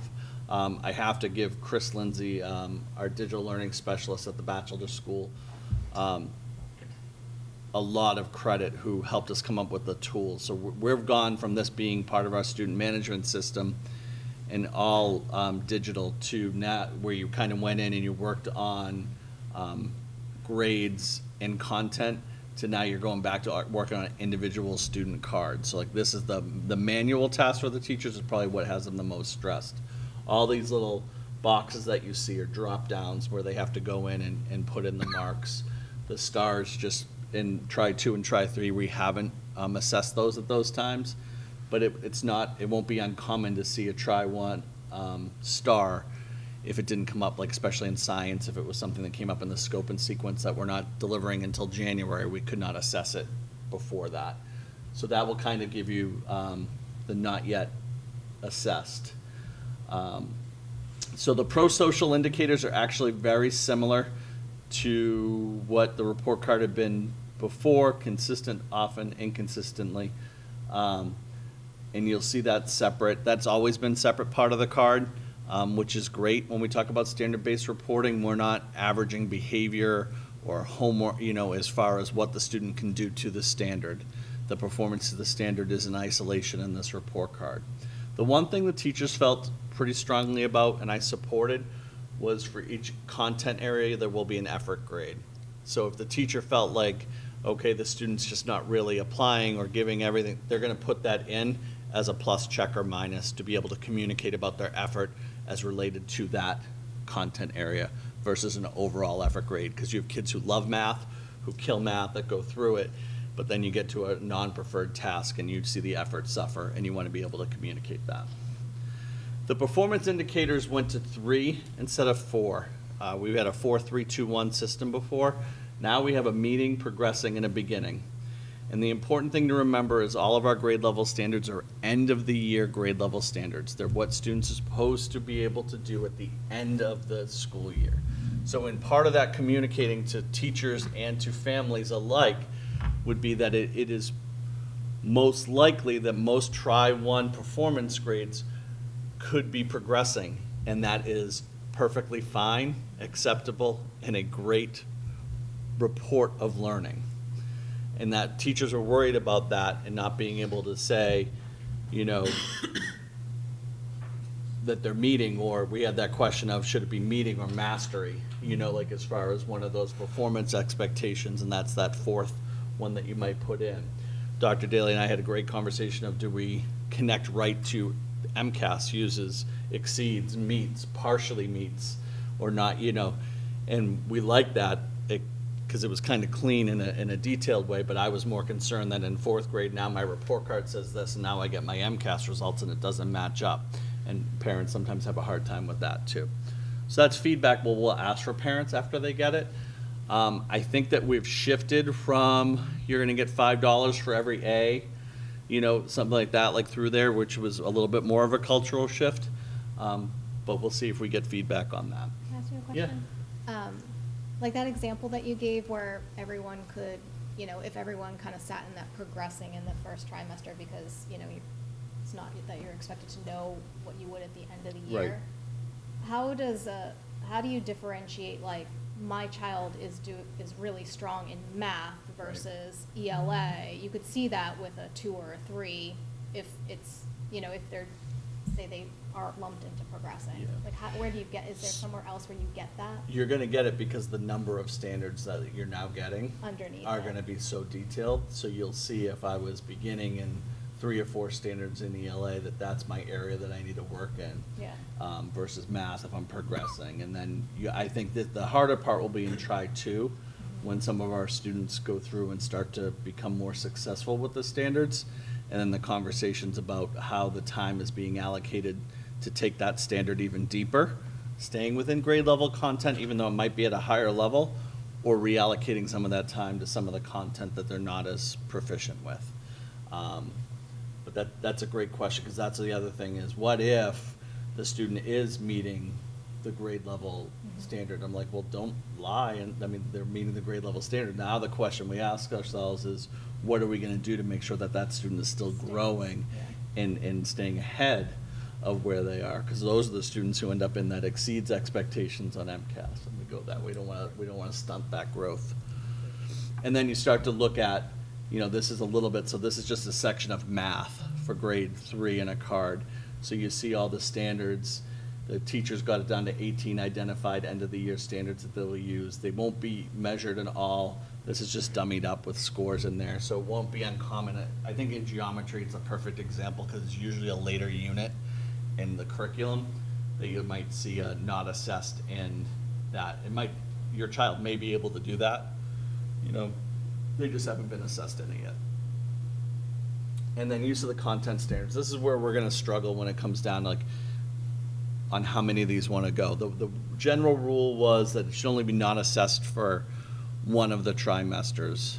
So if, like, with social studies and science, I think that's where it's the hardest, because that scope and sequence is probably a lot tighter and less time than math and literacy. And that's where you'll see probably more of the not assessed this term come up, because things kind of go up by themes, by trimester, and switch out. This will be shared with you. This has drafts of all the, I don't think you can do anything to hurt them. I think it's view only for each grade level in there. We'll find a way. Yeah, if you do, just tell me, because I'll change it. We use the Department of Ed has some great family guide resources to help parents and guardians to have how to have effective conversations with their children about what they're learning in school. So we use that a lot. Like, if this is what the state is telling families to be talking to their kids about what they're learning, we want to make sure what we're communicating is reflective of that. I've also included the family letter that went out in November. The one went out in September, one went out at the beginning of November. We conducted a parent forum on November 17th. And then there'll be another one that will get emailed the day that the report card goes home, just to remind them. And there's a frequently asked questions that kind of detail some of the work that goes through there. How well attended was that meeting? I didn't go to it. No, it was about 40 people. Okay. But it included some staff too, who were very interested to hear what the parent questions were gonna be. And then I'll share all the faculty family survey feedback that we collect over the first 2 trimesters, and that will lead us hopefully to a final product that we can move forward. Okay, so that's standards-based report cards. I'm gonna keep going because I'm on a roll, and we can ask questions at the end. The district used to run PAWS, which was a larger group. We now renamed it, rebranded. They're a K-12 action team, but it kind of functions the same and communicates out. The K-12 action team will have quarterly meetings to share and present the work of 3 established focus groups for this school year. This school year, we have health and wellness, which will be every school year because that's mandated. We have a diversity, equity, inclusion, and belonging focus group, and then a bullying prevention and safe schools. The next large group meeting is October 13th at 3:15. They are open to everybody. We invite the community leaders. I know Mr. McGowan was able to attend our DEI and B meeting last week. So if you have any questions about that and want to attend, please feel free to reach out. The K-12 health and wellness team continues to work on social emotional learning, which stems off of our professional development work last year, student well-being and supports needed. They're also paying attention to how well our staff health and wellness is. You know, I think we use sometimes that airplane comparison. You have to know how to take care of yourself before you can effectively take care of somebody else. So we really try to pay attention to where our staff is and what their needs are. They ran a Get Sacked event this fall where teachers could sign up, and they created little gift bags, and they were assigned to do that. And then right now is November, so the gratitude challenge is going on and going through there. And then through the health and wellness, we'll continue through NRPS 2025 to look at different ways where we can collect data about community and student voice as far as related to. We have all that data that we collect from the guidance counselors, from the self-reported visits and things like that, but to try to do a little bit more to hear right from the source. Best not to use the Get Sacked program in the UK. Yeah, right, fired, right? Yeah. For the diversity, equity, inclusion, and belonging, you know, we're really like I like to think of this is work that we're really focusing on to understand how it is intertwined with everything that we do in the public schools, that it's not something separate, that's something that we're able to reflect and look upon. So we hope that we're able to achieve that. We're doing a ton of work with professional development to make sure that all of our teachers have an understanding of culture responsive teaching, how to work through there, how to build relationships with their stakeholders to make sure they can meet the needs of the students. India Barrows has been a fantastic resource for the district from SEAM Collaborative and kind of working with us, providing a lot of support to the administrators. She ran a great PD sessions for us with the teacher leaders in August and has run sessions this year, including a keynote to all educators on November 8th. We need to circle back to the staff recruitment, hiring, and retention of a more diverse workforce, which is a challenge right now. But with Morgan Sories in our Human Resources office, working with us and India, we're going to take some additional steps to try to make sure that we're out there and we're meeting, introducing ourselves to all candidates. And then the K-12 bullying intervention in safe schools. This is the critical importance of the physical and emotional well-being of our students. The faculty and staff to create an environment where all students will learn and develop. So this group will kind of look at our bullying intervention plan every year with the additional school adjustment counselors at all levels. We're looking at our scope and sequence of our SEL standards to make sure that we're giving our students what they need and kind of in that same way spiraling around so they hear it at multiple levels. A lot of times we talk about what that bullying means in elementary school and how to be an upstander, not a bystander, and go through there, and then you don't explicitly teach that as often to older students where they're in more situations where they actually may see negative behaviors. The elementary, we get to deal with the learning all the time because you go through some of that teasing and some of that social emotional growing versus when it crosses that line and takes it to a next step. And now that COVID's over, we need to start looking at what can we bring in from outside to educate our students, continue with the professional development with staff, and offer more to our community, our families. Unfortunately, we still deal with, the school shooting concept and safety to the physical plant.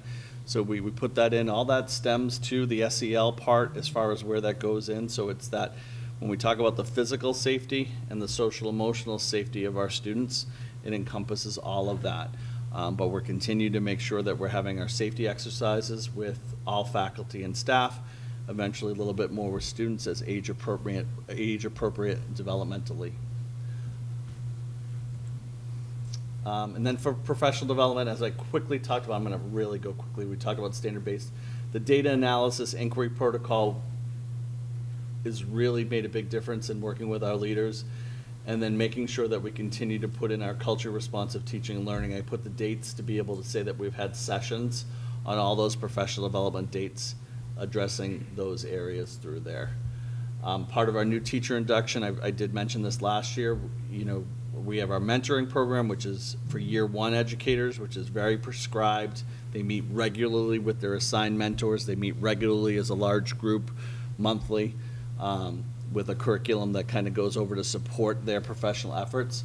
In years 2 and 3, they meet a little bit more virtually, a little bit less frequently, but they're now embedded in professional development that we believe they need to be proficient in to be successful. And that includes the striving for equity, which we always work out in trying to make sure that whenever we have more spots available, the new teachers, our experienced educators are able to attend. Still tends to be very, very popular. Teachers of all experience levels appreciate the work that Karen brings in, and 98% of participants would recommend to a colleague. We did find one that would not.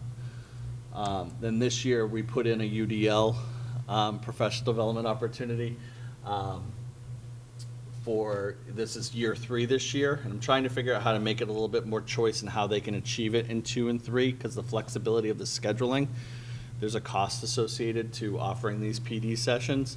But this year, we had all our year 3 educators participate along with some of our veteran teachers, because we had seats available.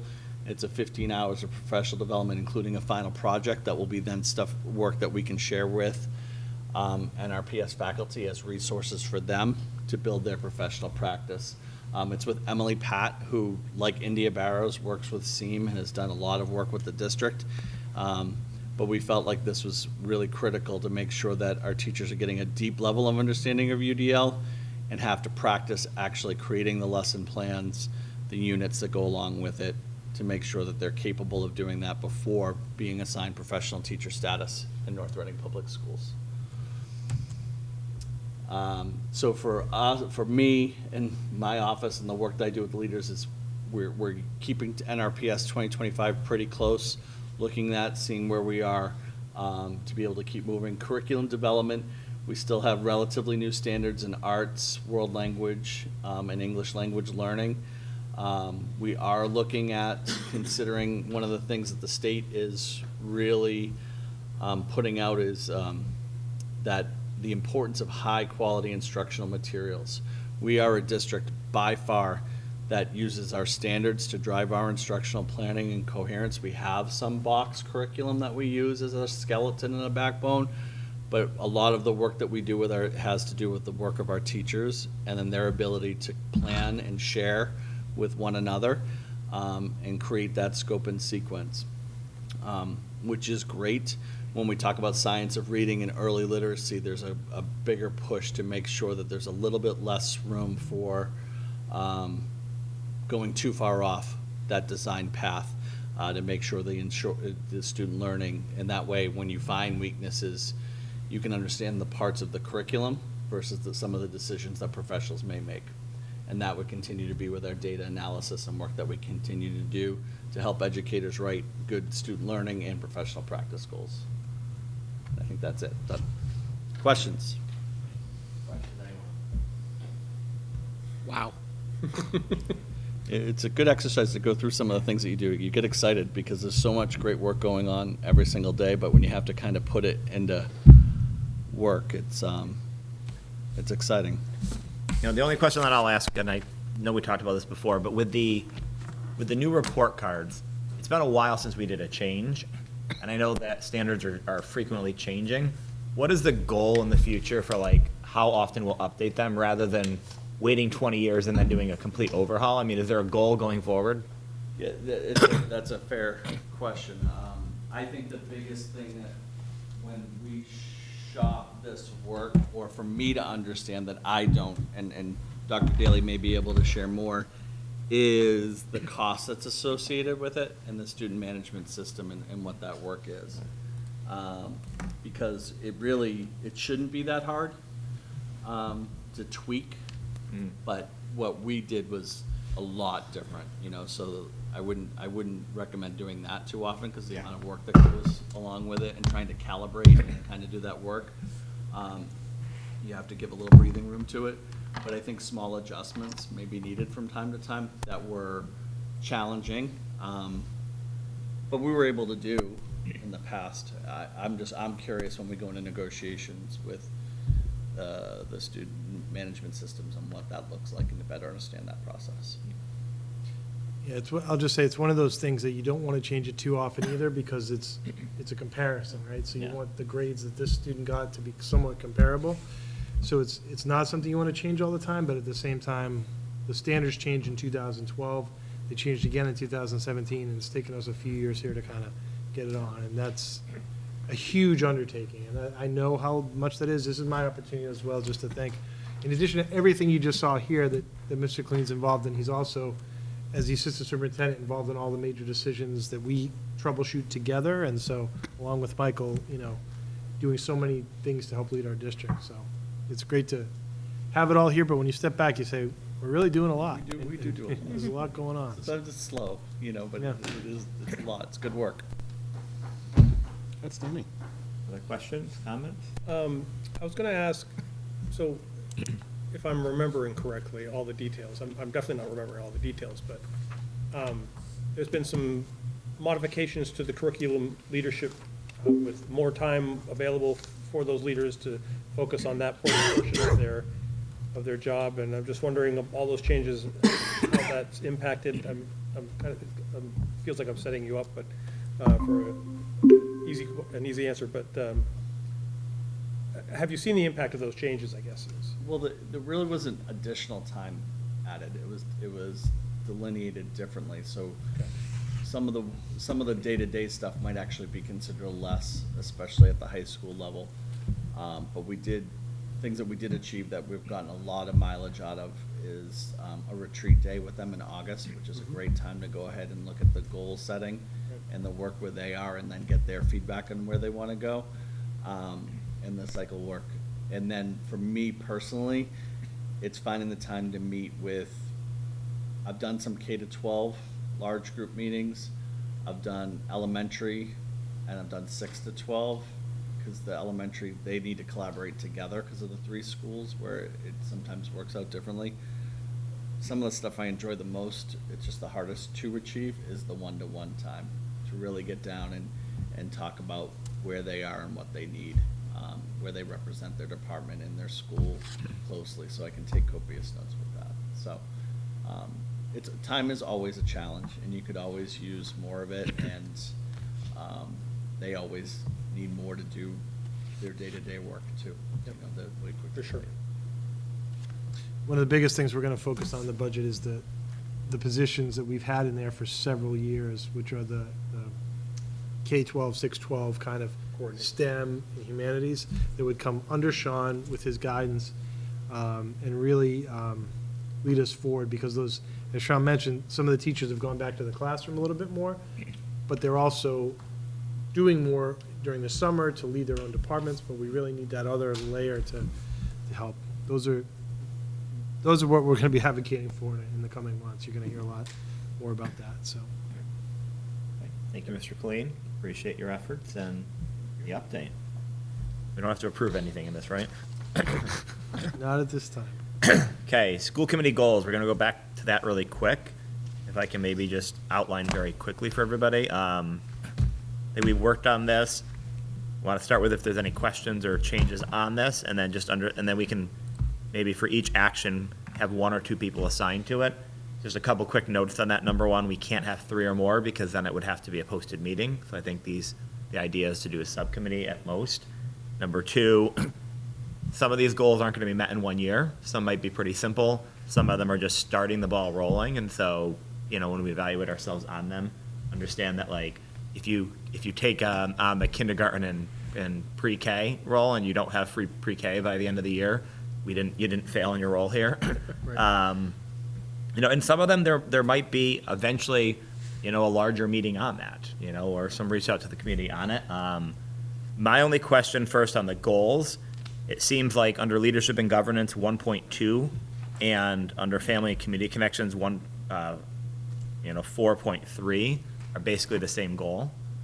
So do we want to have them in both places, or did we eliminate one of those? I thought we. Maybe I didn't pull them both out. No, they're both in there still. So that's my fault. I leadership- must have pulled out 1.3 and not 1.4. Under leadership and governance, we have the school committee review the school committee policies related to the school safety plan and the role of the school resource officer. And then under family and community, we have the school committee will facilitate discussions with the committee regarding school safety and the role of the school resource officer in our district. Again, they're slightly different, but I think they're probably. I can't forget. I think I forgot to take them out of one. There was another one there in the last meeting, which was like in August when we reviewed it. You said to keep them one in place and remove it from the other. I can't remember. I thought the reason was because of balance. I thought it was so that there was more up. So I may have forgotten to take it out of the I bottom. mean, if we were to take it out of one, I would take it out of family and community because there's Yeah. 2 other ones. Then that's what you had agreed to last time, and when I was updating this, I didn't do Okay. the second part. Why don't we remove that one? So that's what. So then, why don't we just walk through? I sort of have ideas on what I think people might want to do, and we can kind of just maybe we just kind of talk through it real quick, and then we can decide on it afterwards. I also did reach out to Noelle to get her thoughts on it, and we'll add her thoughts as well. So under leadership and governance, 1 professional development engage in one professional development presentation related to school committee responsibilities. Noel did indicate an interest here. I thought Rich would be a great person here because he's been really active in MASC, but what do other people think? People aligned with that, or That's fine. anybody else have strong desire to do the professional development? So I have a general question. Yeah. So we talk about the committee will engage, so the goal here is to set up some sort of, that the committee can all participate in, as opposed to one or two people going to a session and then reporting back, or is that one alternative way to do it, given our schedules it might be? And I think that's an alternative. When we originally put this on, I think we had thought about trying to get a speaker and inviting other school committees Yep. to come. So I think that is one thing that we had talked Also- about. Also a possibility, yeah. If that's a possibility to do, we could do that. But if the other alternative is that if you go to an MASC thing and you want to, give an update to everybody here and kind of share some of it, I think that would probably meet it as well. Yep, I mean, ideally, we can all participate in something, but that might be hard to Correct. arrange, so, Yeah. okay, anyway, yes. That was my thought going into it. On the school committee policies related to school safety plan, I know Diana's done a lot of work on that one already. And since it also relates to policy, I was thinking either Jeff or Noel, because you guys are on the policy subcommittee. Again, we can kind of see when we go through where we're at, but that was my initial thought. I don't know what I saw Diana raising her hand, yeah. And I don't know. Do you we were- need a second person? I mean, we don't necessarily have to, but just, again, if we each have two or three that we kind of contribute on. Yeah. And again, I was in a meeting with you before on it too, so I could jump into that one as well if you needed. I think that's a little bit of a larger one too, and so, again, and I could do that as well, because some of it could be, the school resource officer is actually funded through the select board. And so, again, I'm just trying to put thoughts here, and then we can kind of vote afterwards. Yep. Financial and asset management, kindergarten fees and pre-K. And I think a lot of people have interest in this. I certainly have interest in this, but I don't know other people. I do. See Jeff, Yeah, I do Anna. too. Doesn't have to be. I was on it last year, so if somebody else wants to. Yeah, I definitely have an interest in this one too, and so you can kind of go through that. So, and then reduce expenses associated with energy cost. Yeah. Jeff was the one person that voted for the solar thing. I would nominate I him have on no that problem one. I don't know that we need two on this one necessarily, because Michael really led a lot of it last time. Again, that's another one, if you need help, I did it last time, I'm happy No, to that's fine. participate, but, Yeah. Development- And to see if anything's changed. yeah. Develop strategies to preserve positions and support, the ESSER funds that we were talking about before. I don't know, I kind of thought Rich might have an interest in this one, because I think you brought it up originally. or- It definitely could, it's also, someone on the budget committee might Yep, be part of that as well. that would be either me or Diana. And then, school committee, impact of the family, the fees or whatever. I love fees, so I definitely want that one. That's probably my top goal, all of them. I'm interested there too, if you need. Okay, Yeah, and the other thing I was thinking of, I'm on both of the committees that. charge fees. That charge significant fees. Yeah. So, That so could there's a be little bit interesting. of intersection there, so. Yeah. And then, some of the budget things, I also think with the finance planning team, it's good to have one of us for some of those things. For going to the next one, the DEI and belonging, I think Rich has already been going to some of those, so I think he definitely, and Jeff, I know you've gone to some of those as well. The MTSS one, that was another one that Noel had an interest in, and I was thinking Diana probably would too. By the way, I would just interject, going back to Yep. one of the things that Sean presented on, that the K-12 action team meetings, as you said, I sat in on the DEIB one, but those seem like great sessions just to drop in on Yeah. and see what's going on, see what the community is saying. It's a great connection point, I think. Anyway, Yeah. side note. No, good point. Under family community, school committee will review the policies and procedures to provide opportunities for hybrid public meetings. I'm thinking either maybe a Noel or a Jeff, because again, it's looking at the Policy. policies for it. And then special education council, I'm the liaison to CPAC, so I think probably that's a me role. Okay, so we want to go through and kind of, So I guess my question Yeah. is, are we really voting to assign these, or are we just voting to approve the goals with an understanding of? I think we're just voting to approve the goals. Yep, and then just an But understanding. we're gonna have an understanding because the goal is that everything gets pushed forward and we can kind of take Yeah, there's some ownership of who's accountability. supposed to be pushing it Yep, forward. that's fine. And I think, does everybody agree with that? Yeah, that's fine. Yeah. I think that's the key thing, is because like, I worry that, you know, we're gonna focus on one or two things and then end of the year comes and no one did anything on What were the goals? the hybrid, What no was one it? did anything in the hybrid What meetings was or I supposed whatever, to do? so. Right.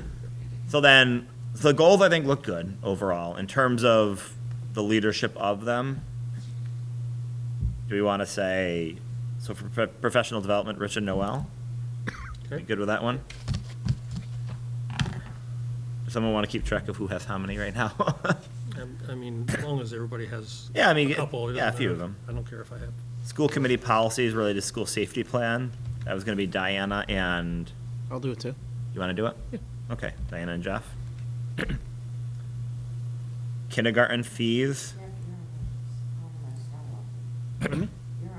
Well, we'll finalize as we Yeah, go along. you know, I've, No, we're going. Use the new guy. that happens. in Kindergarten professional life, fees. yeah. So Jeff, do you want maybe you and I do the kindergarten fees and then, Sure. yeah. The solar power, Yeah. Jeff, and again, you can call me in if you want, I don't know. No, just if me you is need. fine. And- Just because I made some of the connections before, but Michael Sure. did as well, so just call me if you need something on that one. The ESSER funding, I can help with that. okay, Diana and Rich maybe? Mhm. Yeah, because she's on the budget subcommittee too, that's perfect. Yep. So maybe Diana and Rich on that one. The overall fees, maybe you and me, Rich, on that Sure. one? Yep. And then the DEIB, Get all these fees reduced, I'll be your hero. yeah. DEIB, Rich and Jeff, and again, I You're a think hero part of it is anyway. just to try to see what they are and define, see how big the problem is first. Right.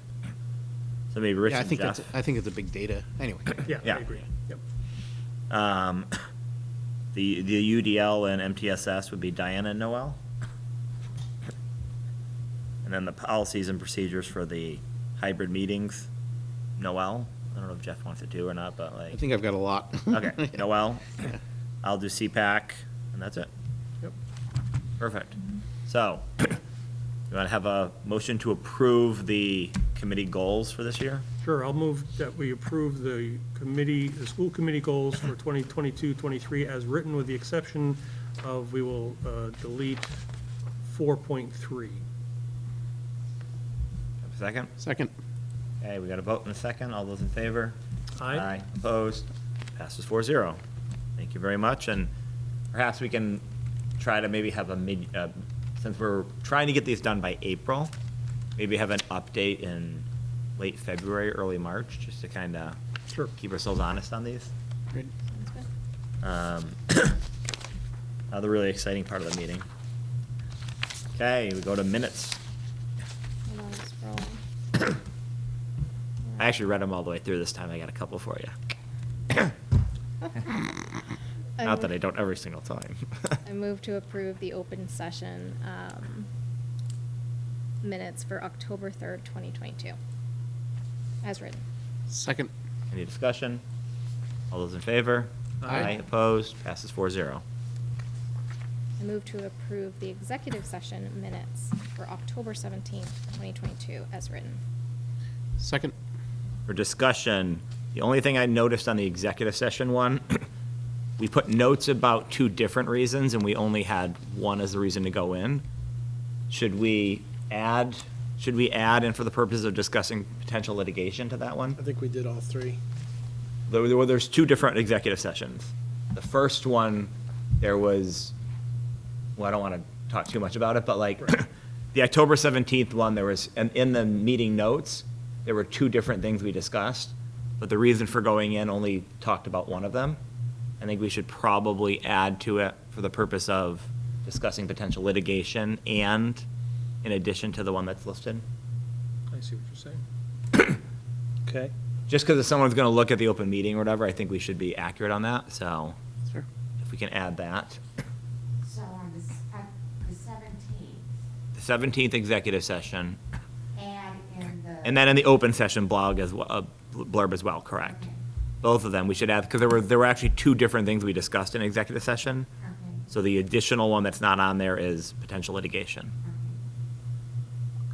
So what do you want to do with the motion? Just, So do you want to, Just as amended. yeah, as amended?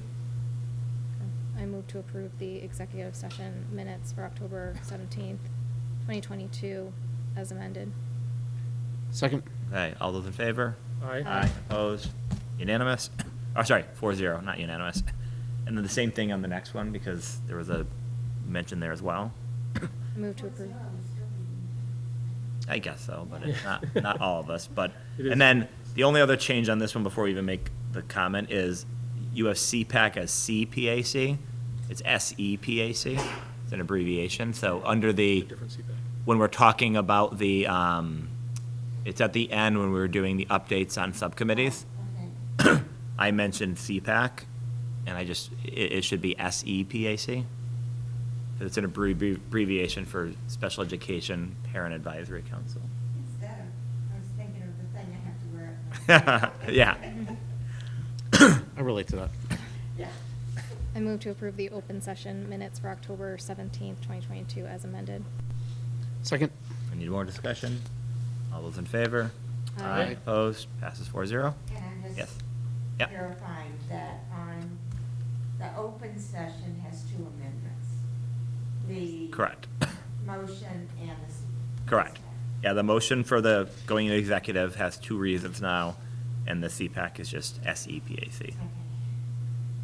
Okay. And then on the last one, my only thing was, it doesn't mention that we closed the open session. We said in the beginning we were gonna close out the executive and close out the open at the same time.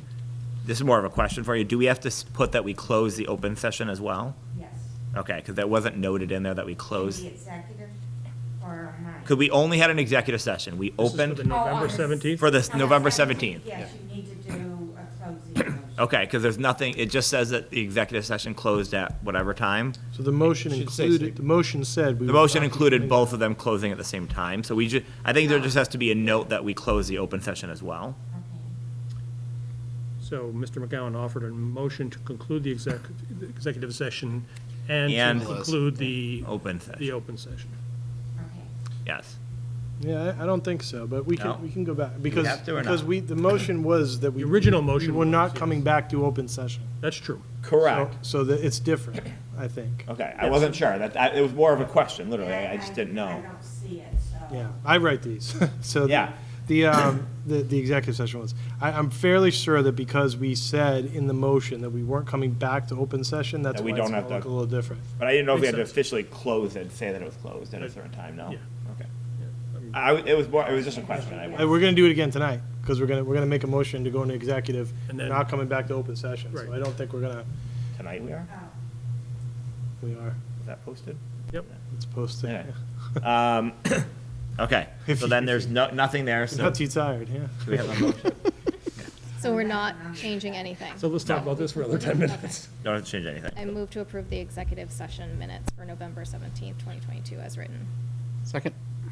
Any discussion? All those in favor? Aye. Opposed? Passes 4-0. Thank you. Budget update, Mr. Connolly. Great, thank you. So the November budget report is in your packet. Summarizes activity essentially through the end of last week. Not a lot of new information or new drivers, I think, from the kind of end of September, beginning of October report. Most, expenses are certainly trending within budget. There certainly has been some unanticipated expenses and areas of maintenance and so forth that typically occurs, but certainly all within budgeted amounts that we've been able to address and handle. As I've reported in the past, because of the prepayment of special educations exceeded the budgetary amount at the end of, that we were able to do at the end of fiscal year '22, we do really have flexibility in this area to deal with a lot of the unforeseen costs. The out-of-district line, we have seen at this time in the fiscal year, one additional outside placement beyond what we budgeted. There is others kind of in the works that could certainly come to light during this fiscal year as we approach probably the end of the calendar year. But again, I think we're in good financial standing to address these unforeseen costs. In a lot of ways, we anticipated some of this would happen when we were putting together the budget. Michael, are any of Yeah. these approaching where we get extraordinary relief in the future? Ones or not? We're not quite at that level. We're actually, even though there's been right now one additional outside placement in terms of the actual count of students, we're actually within, because there's been changes in placements and some Okay. savings, we're actually still within the budget.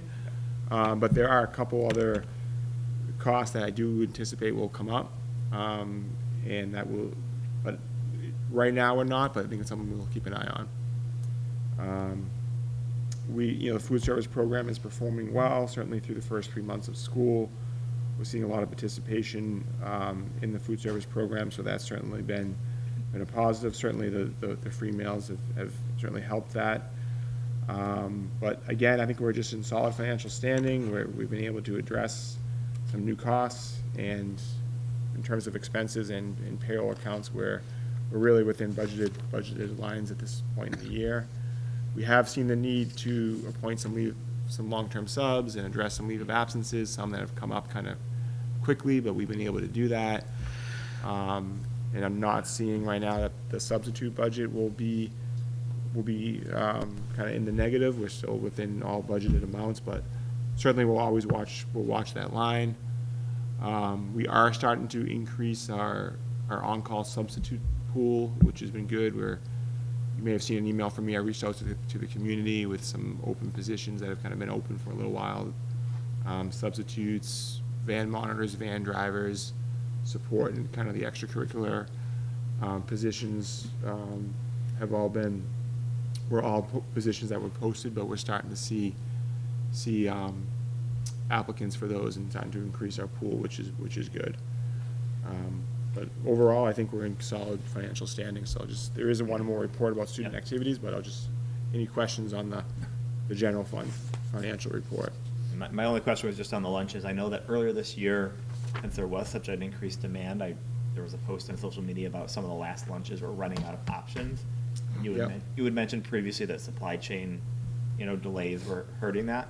Has there been an adjustment where, now that they know the demand and everything, if we've addressed that, where there's more options for the later lunches? I believe we have. So I have not seen that occurring since kind of the first couple of weeks of school. I think we've been handling the supply chain issues. There's been enough meals, so that hasn't been an issue.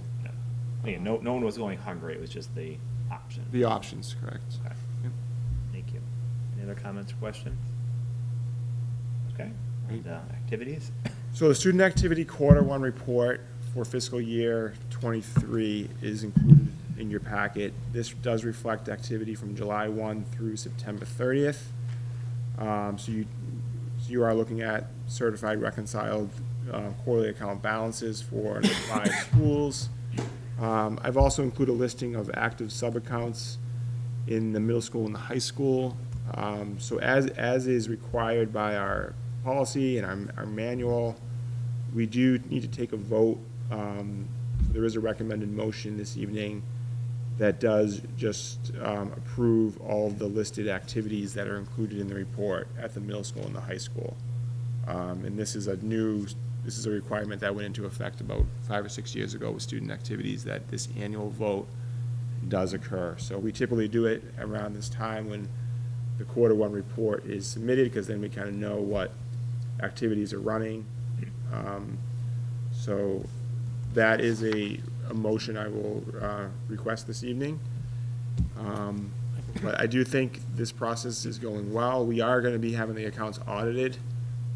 So I have reached out. Melanson and Heath is going to perform the audit. We're in the process of uploading a lot of documents, both from a kind of policy and operational standpoint, as well as they've a lot of transactions that they've requested.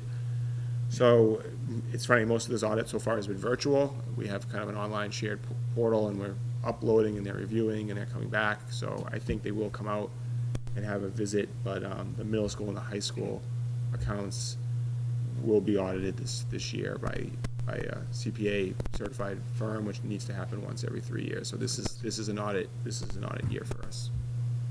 I have no fear at all in that.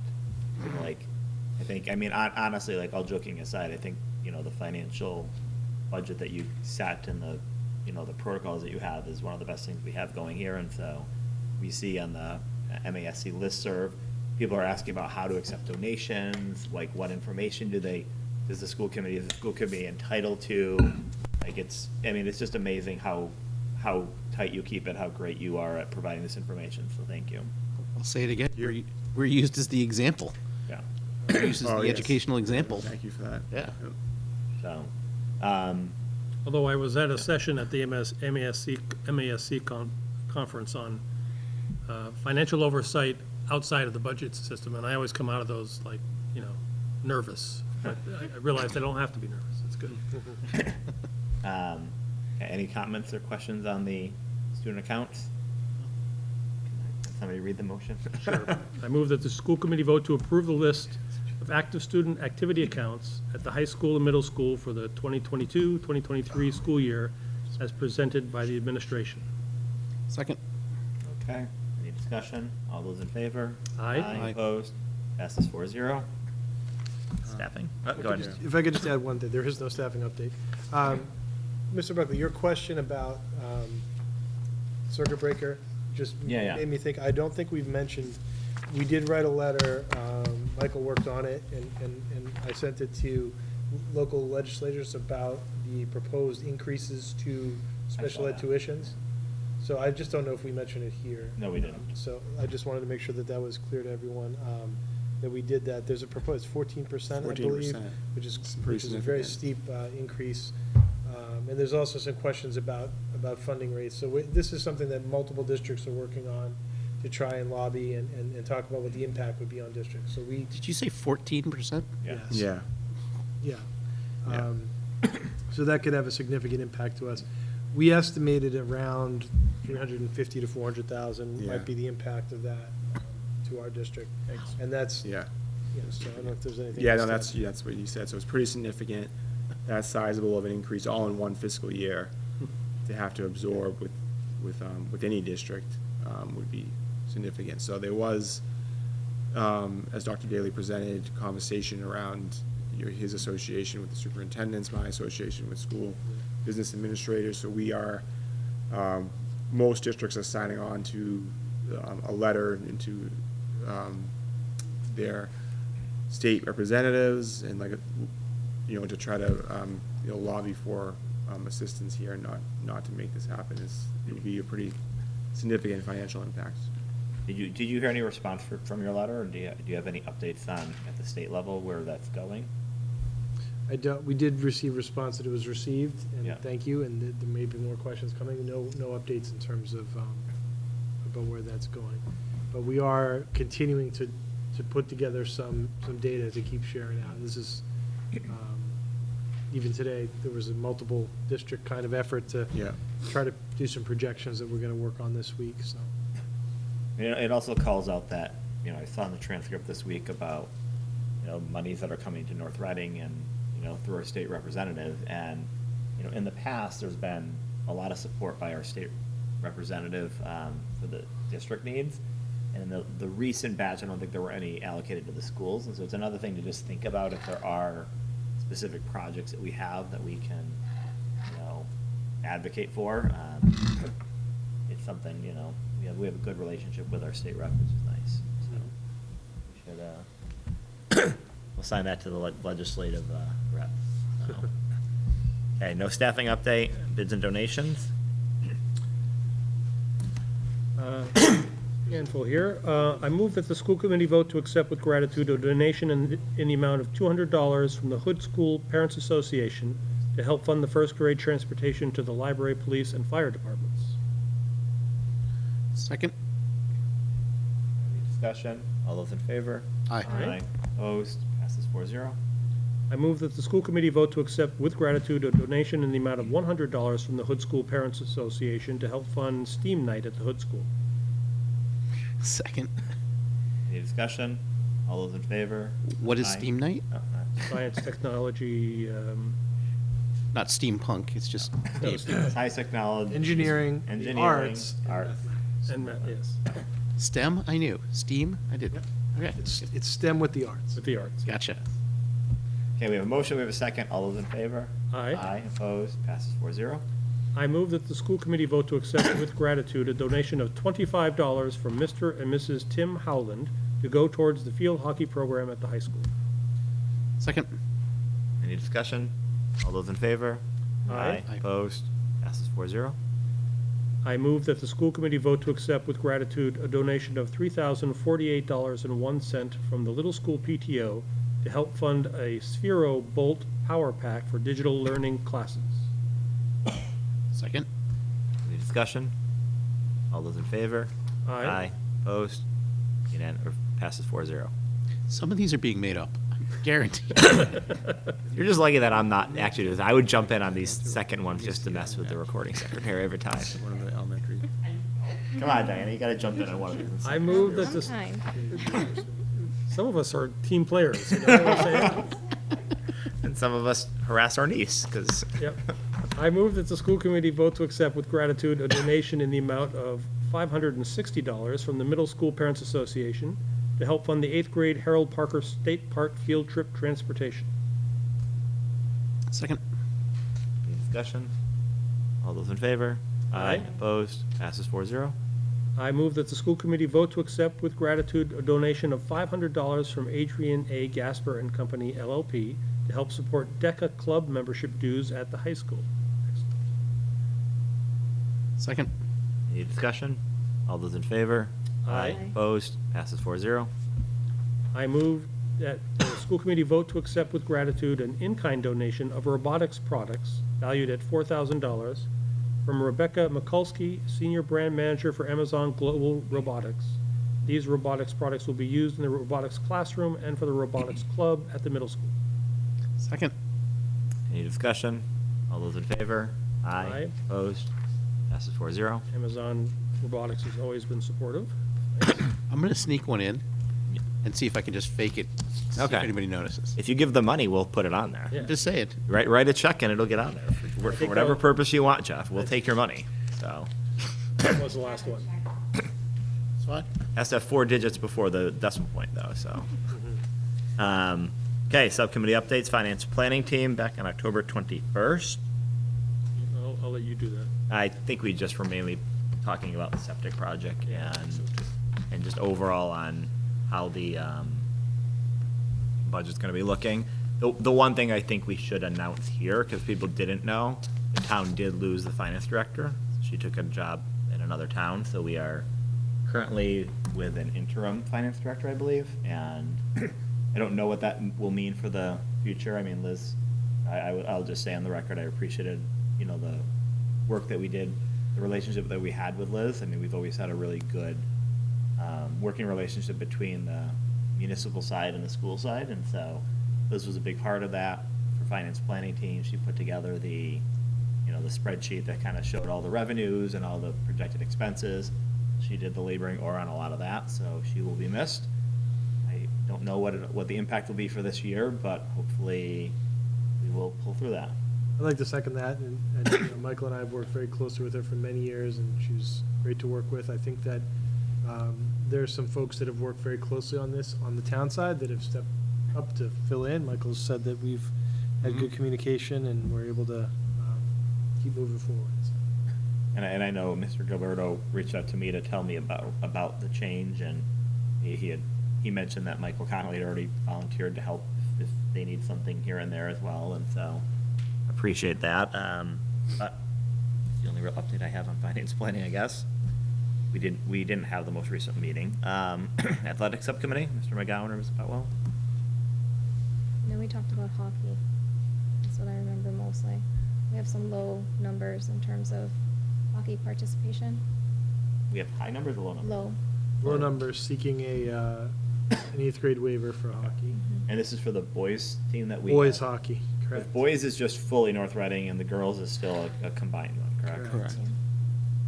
Yeah, so I think the discussion was a lot about the 8th grade waiver and the process around that and making sure, and just understanding that, so.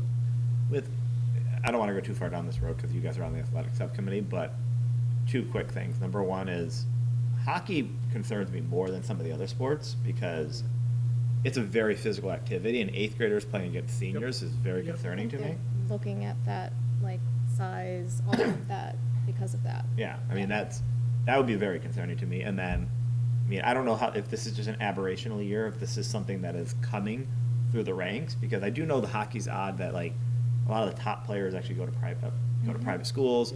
Yep. I mean, do we need to be looking at a combined team with North Reading and another district, or do we have enough participation coming up and this is just a down year? Yeah, he feels that it's a bubble right now, Okay. but it's something we're having a conversation around.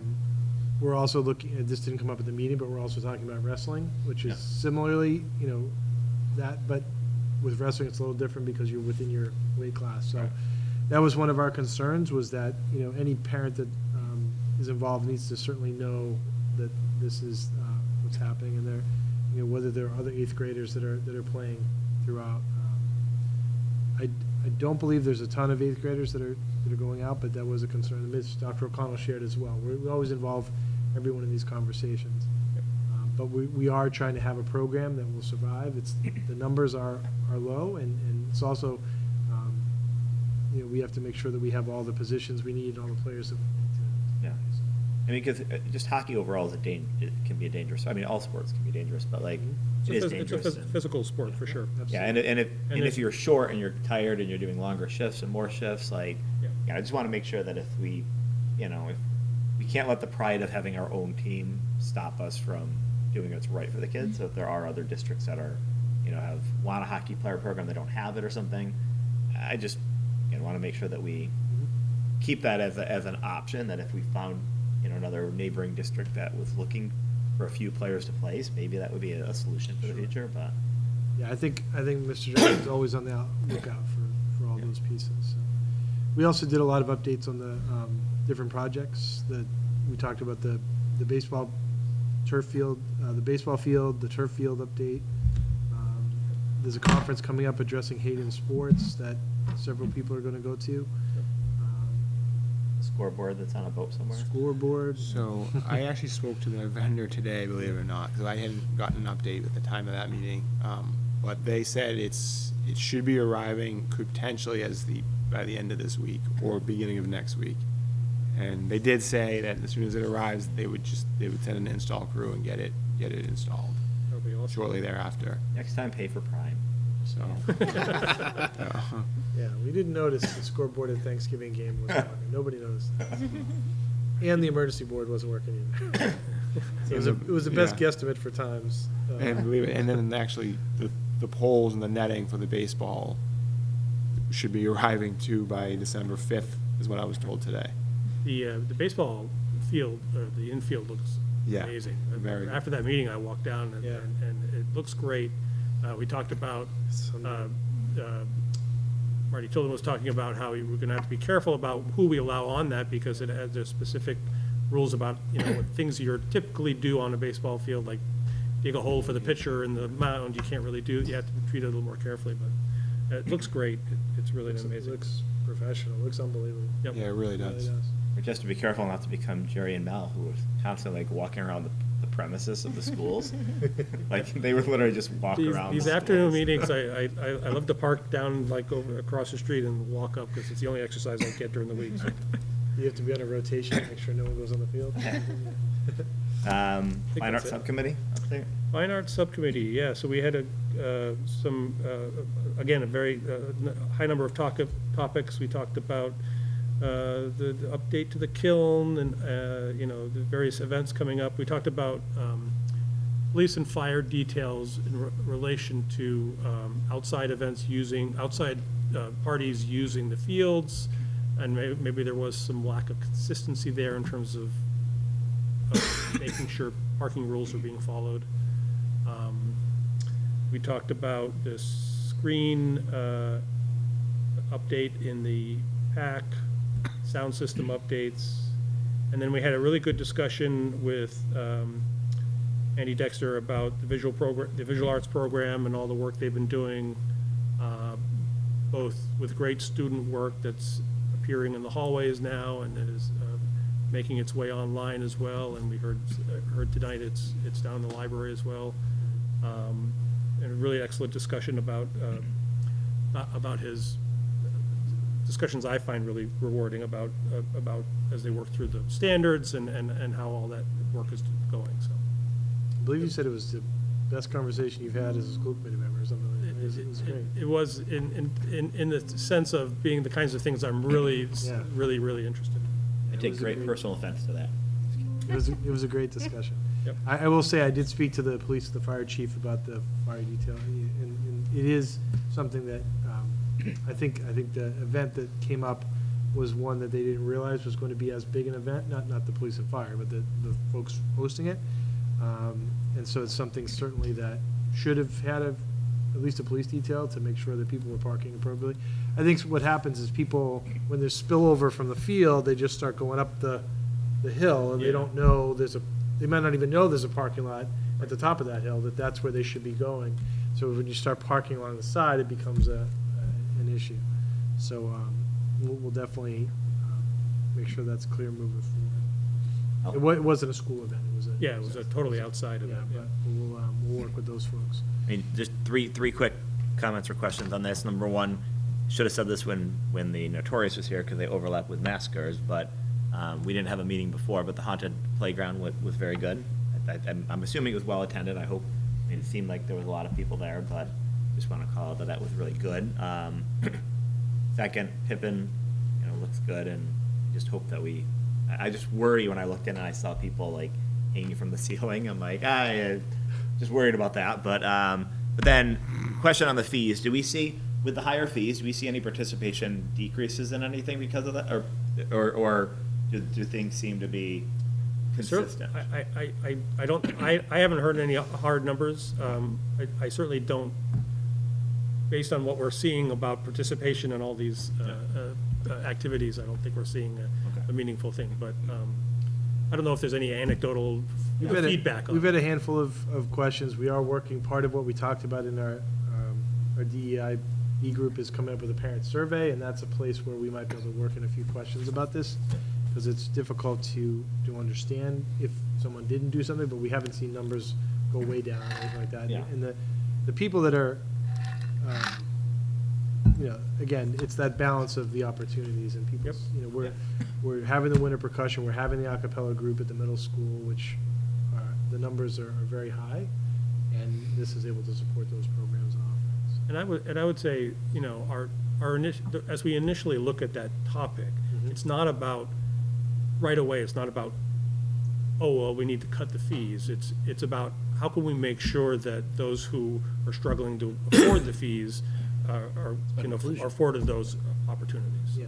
That's the primary initial focus, I think. Again, that's why, when they mentioned the Ecuador trip had fewer kids, I wanted to make sure it was only COVID related, nothing. It wasn't the cost or something else. And again, if we saw the fee went up and then participation went down the next year, again, That might have been it could have. Again, I just wanted to hear that they were similar because I think we all agreed with the increase based on the valid reasons that were put forth. But just wanted to see if there was any drop off in participation. So glad to hear that doesn't look like there was. So. Not that you've seen either, right? No, yeah, I actually got the numbers from the programs, and they seemed pretty similar to what we expected. There wasn't any significant changes from what I saw. I'll just. That's it for now. I won't say this on the record. Finance planning team is scheduled to meet on December 2nd at 8:15. And Dr. Daly, administrative report. Sure.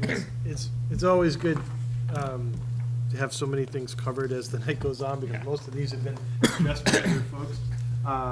We talked about the K-12 action team that came together. Mr. Clean had shared that in his presentation. We have our meeting on December 13th. And that, as I just was speaking to, we had our Equity, Diversity, and Belonging group that came together last week at 6:30. Mr. McGowan was present. As I think you may have mentioned earlier, it is a great opportunity just to hear. It's it's interesting because that group is an action group, but it's also very meta, right? It's a group talking about how we can get community voice, but the people coming to the table bring their voice. And so we're listening at those meetings, but then also saying, how can we get more voice and suggestions to get student voice? I mean, they're pretty powerful. So really what we've been focusing on there at the moment is just, before we can say we want to do this parent, bring in a speaker for the community or the parents or for the students, or let's do a book read, we have some ideas we want to do, but we want to gather some information first from the community about what they would like to learn and like to know more about. So that's really where we're at. I think we've mentioned the extracurriculars tonight. It's been mentioned several times. I will just note, I believe volleyball, field hockey, and both men's and women's soccer teams made the playoffs and did very well this year. So it was You're still a coach, right? Quite a great, quite a great season. In addition to Notorious and cheerleading team winning the Cape Ann League, coming third in the state, and then our football team with our cheerleaders and our marching band will be at Gillette Stadium. My plan will be to send out. Hopefully there'll be like a live link like there was last time that I can send out. Just to mention, Mr. Buckley alluded to it earlier, the district administration does not play a role in planning that event. This is 16 schools coming together at Gillette Stadium. We obviously want to try and avoid a conflict. It has also been raised, would we dismiss school early to allow travel? But we felt with the time slot that we were assigned at 5:30, it allows for, it's tight, but we feel that getting out at 3 and getting down there with a fan bus, the teams will be dismissed slightly early, as we do for a lot of competitions and events. But just to be clear, we would have had to it would have impacted all 5 schools because of the high school and the middle school students who need the bus, who are going home. We have to have the bus for them, and then those buses need to be here, so it would have impacted, there would have been a ripple effect that would have affected all 5 schools. So just wanted to clarify that. But we did discuss all options, but we figured this will work well. So Mr. LaPret is well prepared to handle all the needs at the high school. And the last is just the school safety. Just wanted to share out that we distributed COVID-19 tests for all pre-K to 12 students.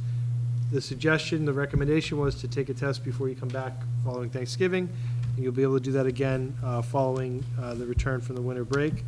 We also distributed cards to everyone. I sent out an announcement to everyone about text to 911. This is a program that, to be honest, I'm not even that familiar with, and it's something that's been around for, I believe, since 2018. So part of what the state is trying to do is just to increase awareness. Again, you should always still call 911, but this is the idea that if you can't call, you can text. And if you're in a situation where there may be someone in the house and you don't want to be on the phone, it's actually that, this is what you can press. You can press 1, 2, 3, 4. So the more that we learn that, just like we learn and memorize 911, it's important to learn some of these other pieces as well. So we're just part of that information campaign. And the last safety update is around Alice, that we've done Alice drills with our staff members at all 5 schools, and that we are going to continue to do drills with our staff members, and we are working with the safety team to come up with some drills and scenarios for the students that then we're going to bring back to the teachers, because it's going to look very different at different levels. We are very much aware of trauma-informed decision-making here, and we do not want to do or to have an Alice drill that could cause more trauma. There's a lot coming out about it, what that balance between more harm than good, right? So especially with the younger children, what we're going to do and how that's going to work. The teacher will have the scenario, and then the teacher will have to, what do I say with the students? And as we get older, the students will be more involved in some of the details of the scenario, because you want it to be realistic, you want them to think about it, but you also want to be sensitive to not causing additional trauma where it's unnecessary. So when we talk about a drill, we're not talking about, firing, a dummy gun or a weapon or something like that. But we will, at the upper levels, we will say that, this may be an active shooter situation. I think it's important to, especially with the older students and certainly with the staff, to have those moments to step back and say, and that's really what our focus is going to be. Okay, if this were the moment right now, what would we do? And just to stop, reflect, think about it, and then to do that periodically, is to say, okay, now I'm in this block or this classroom, or I'm in the TV studio, or I'm in the DLL, or I'm wherever I am, and just to react and to think about it. And to do that periodically, that's the best way to be prepared. Just like we do our fire drills in different scenarios, we need to do this as well. So just wanted to provide that update, and if there are any questions. Any questions, comments? Okay. Future business, quick question. Yes. So the next meeting, we're at the Hood School? So the next meeting is going to be at the Hood School. This is not a Hood School presentation, but part of what Student Services is presenting that night is a part of something that's been, I don't want to spoil it, it's been developed and designed at the Hood, and so we're going to do that live there. So that will not be, I'll work with NORCAM on this. I don't believe that's a live meeting. We're going to have to record that because we want to go from the library. So Let's make sure to remind us all, because otherwise I what's won't the date? show up. December 12th. Yeah. And then on that meeting, 2 quick questions for the committee. Number 1, do we want to be festive and wear like sweaters or something to it? I'm going to show up with an ugly holiday sweater, just telling you now. So if anybody else wants. So just normal day for you. Oh, yes. Oh, I fancy this. And then, do we want to go out afterwards for a little bit too? I mean, I don't know if it's going to be a heavy agenda or not. It's a Student Services presentation. I don't think it's quite that heavy. Okay. So we can talk about that too, but typically we have in the past. Okay. That's December 12th, 2022 at 6:30, but at the Hood School. January 9th will be our first meeting of 2023, the high school presentation at 6:30 here. And then January 23rd, NRPS 2025 updates, again, 6:30 here. So for the executive session, what's the reason or reasons that we're discussing? Sure. Does that even know? It should be on there. Was it on here? I don't see it, no. I don't see it in this version. I don't know why. This is executive session following. Yeah, I didn't even see that. I only looked at this It's one. going to be to not return to, But what's the reason we're going into executive? yeah, it's, Health, I safety. will try to read that to you. Hold on. I don't know why it didn't make it on there.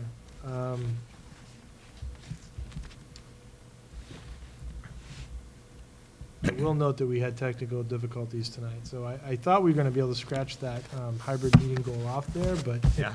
something didn't work with the audio tonight, so we got to figure out what happened with that. Sorry about that. I have the posting, and we can read it directly from the posting.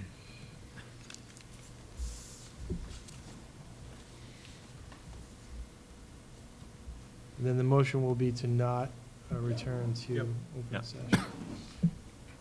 Rich is going to make the motion, so he's getting ready for it.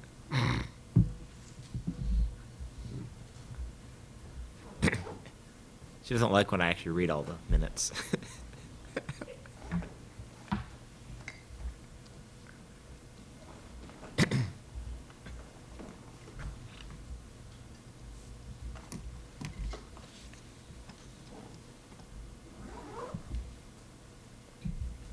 Even if it's not exact, just like, I usually just, is it for litigation? Is it for collective Yeah. bargaining?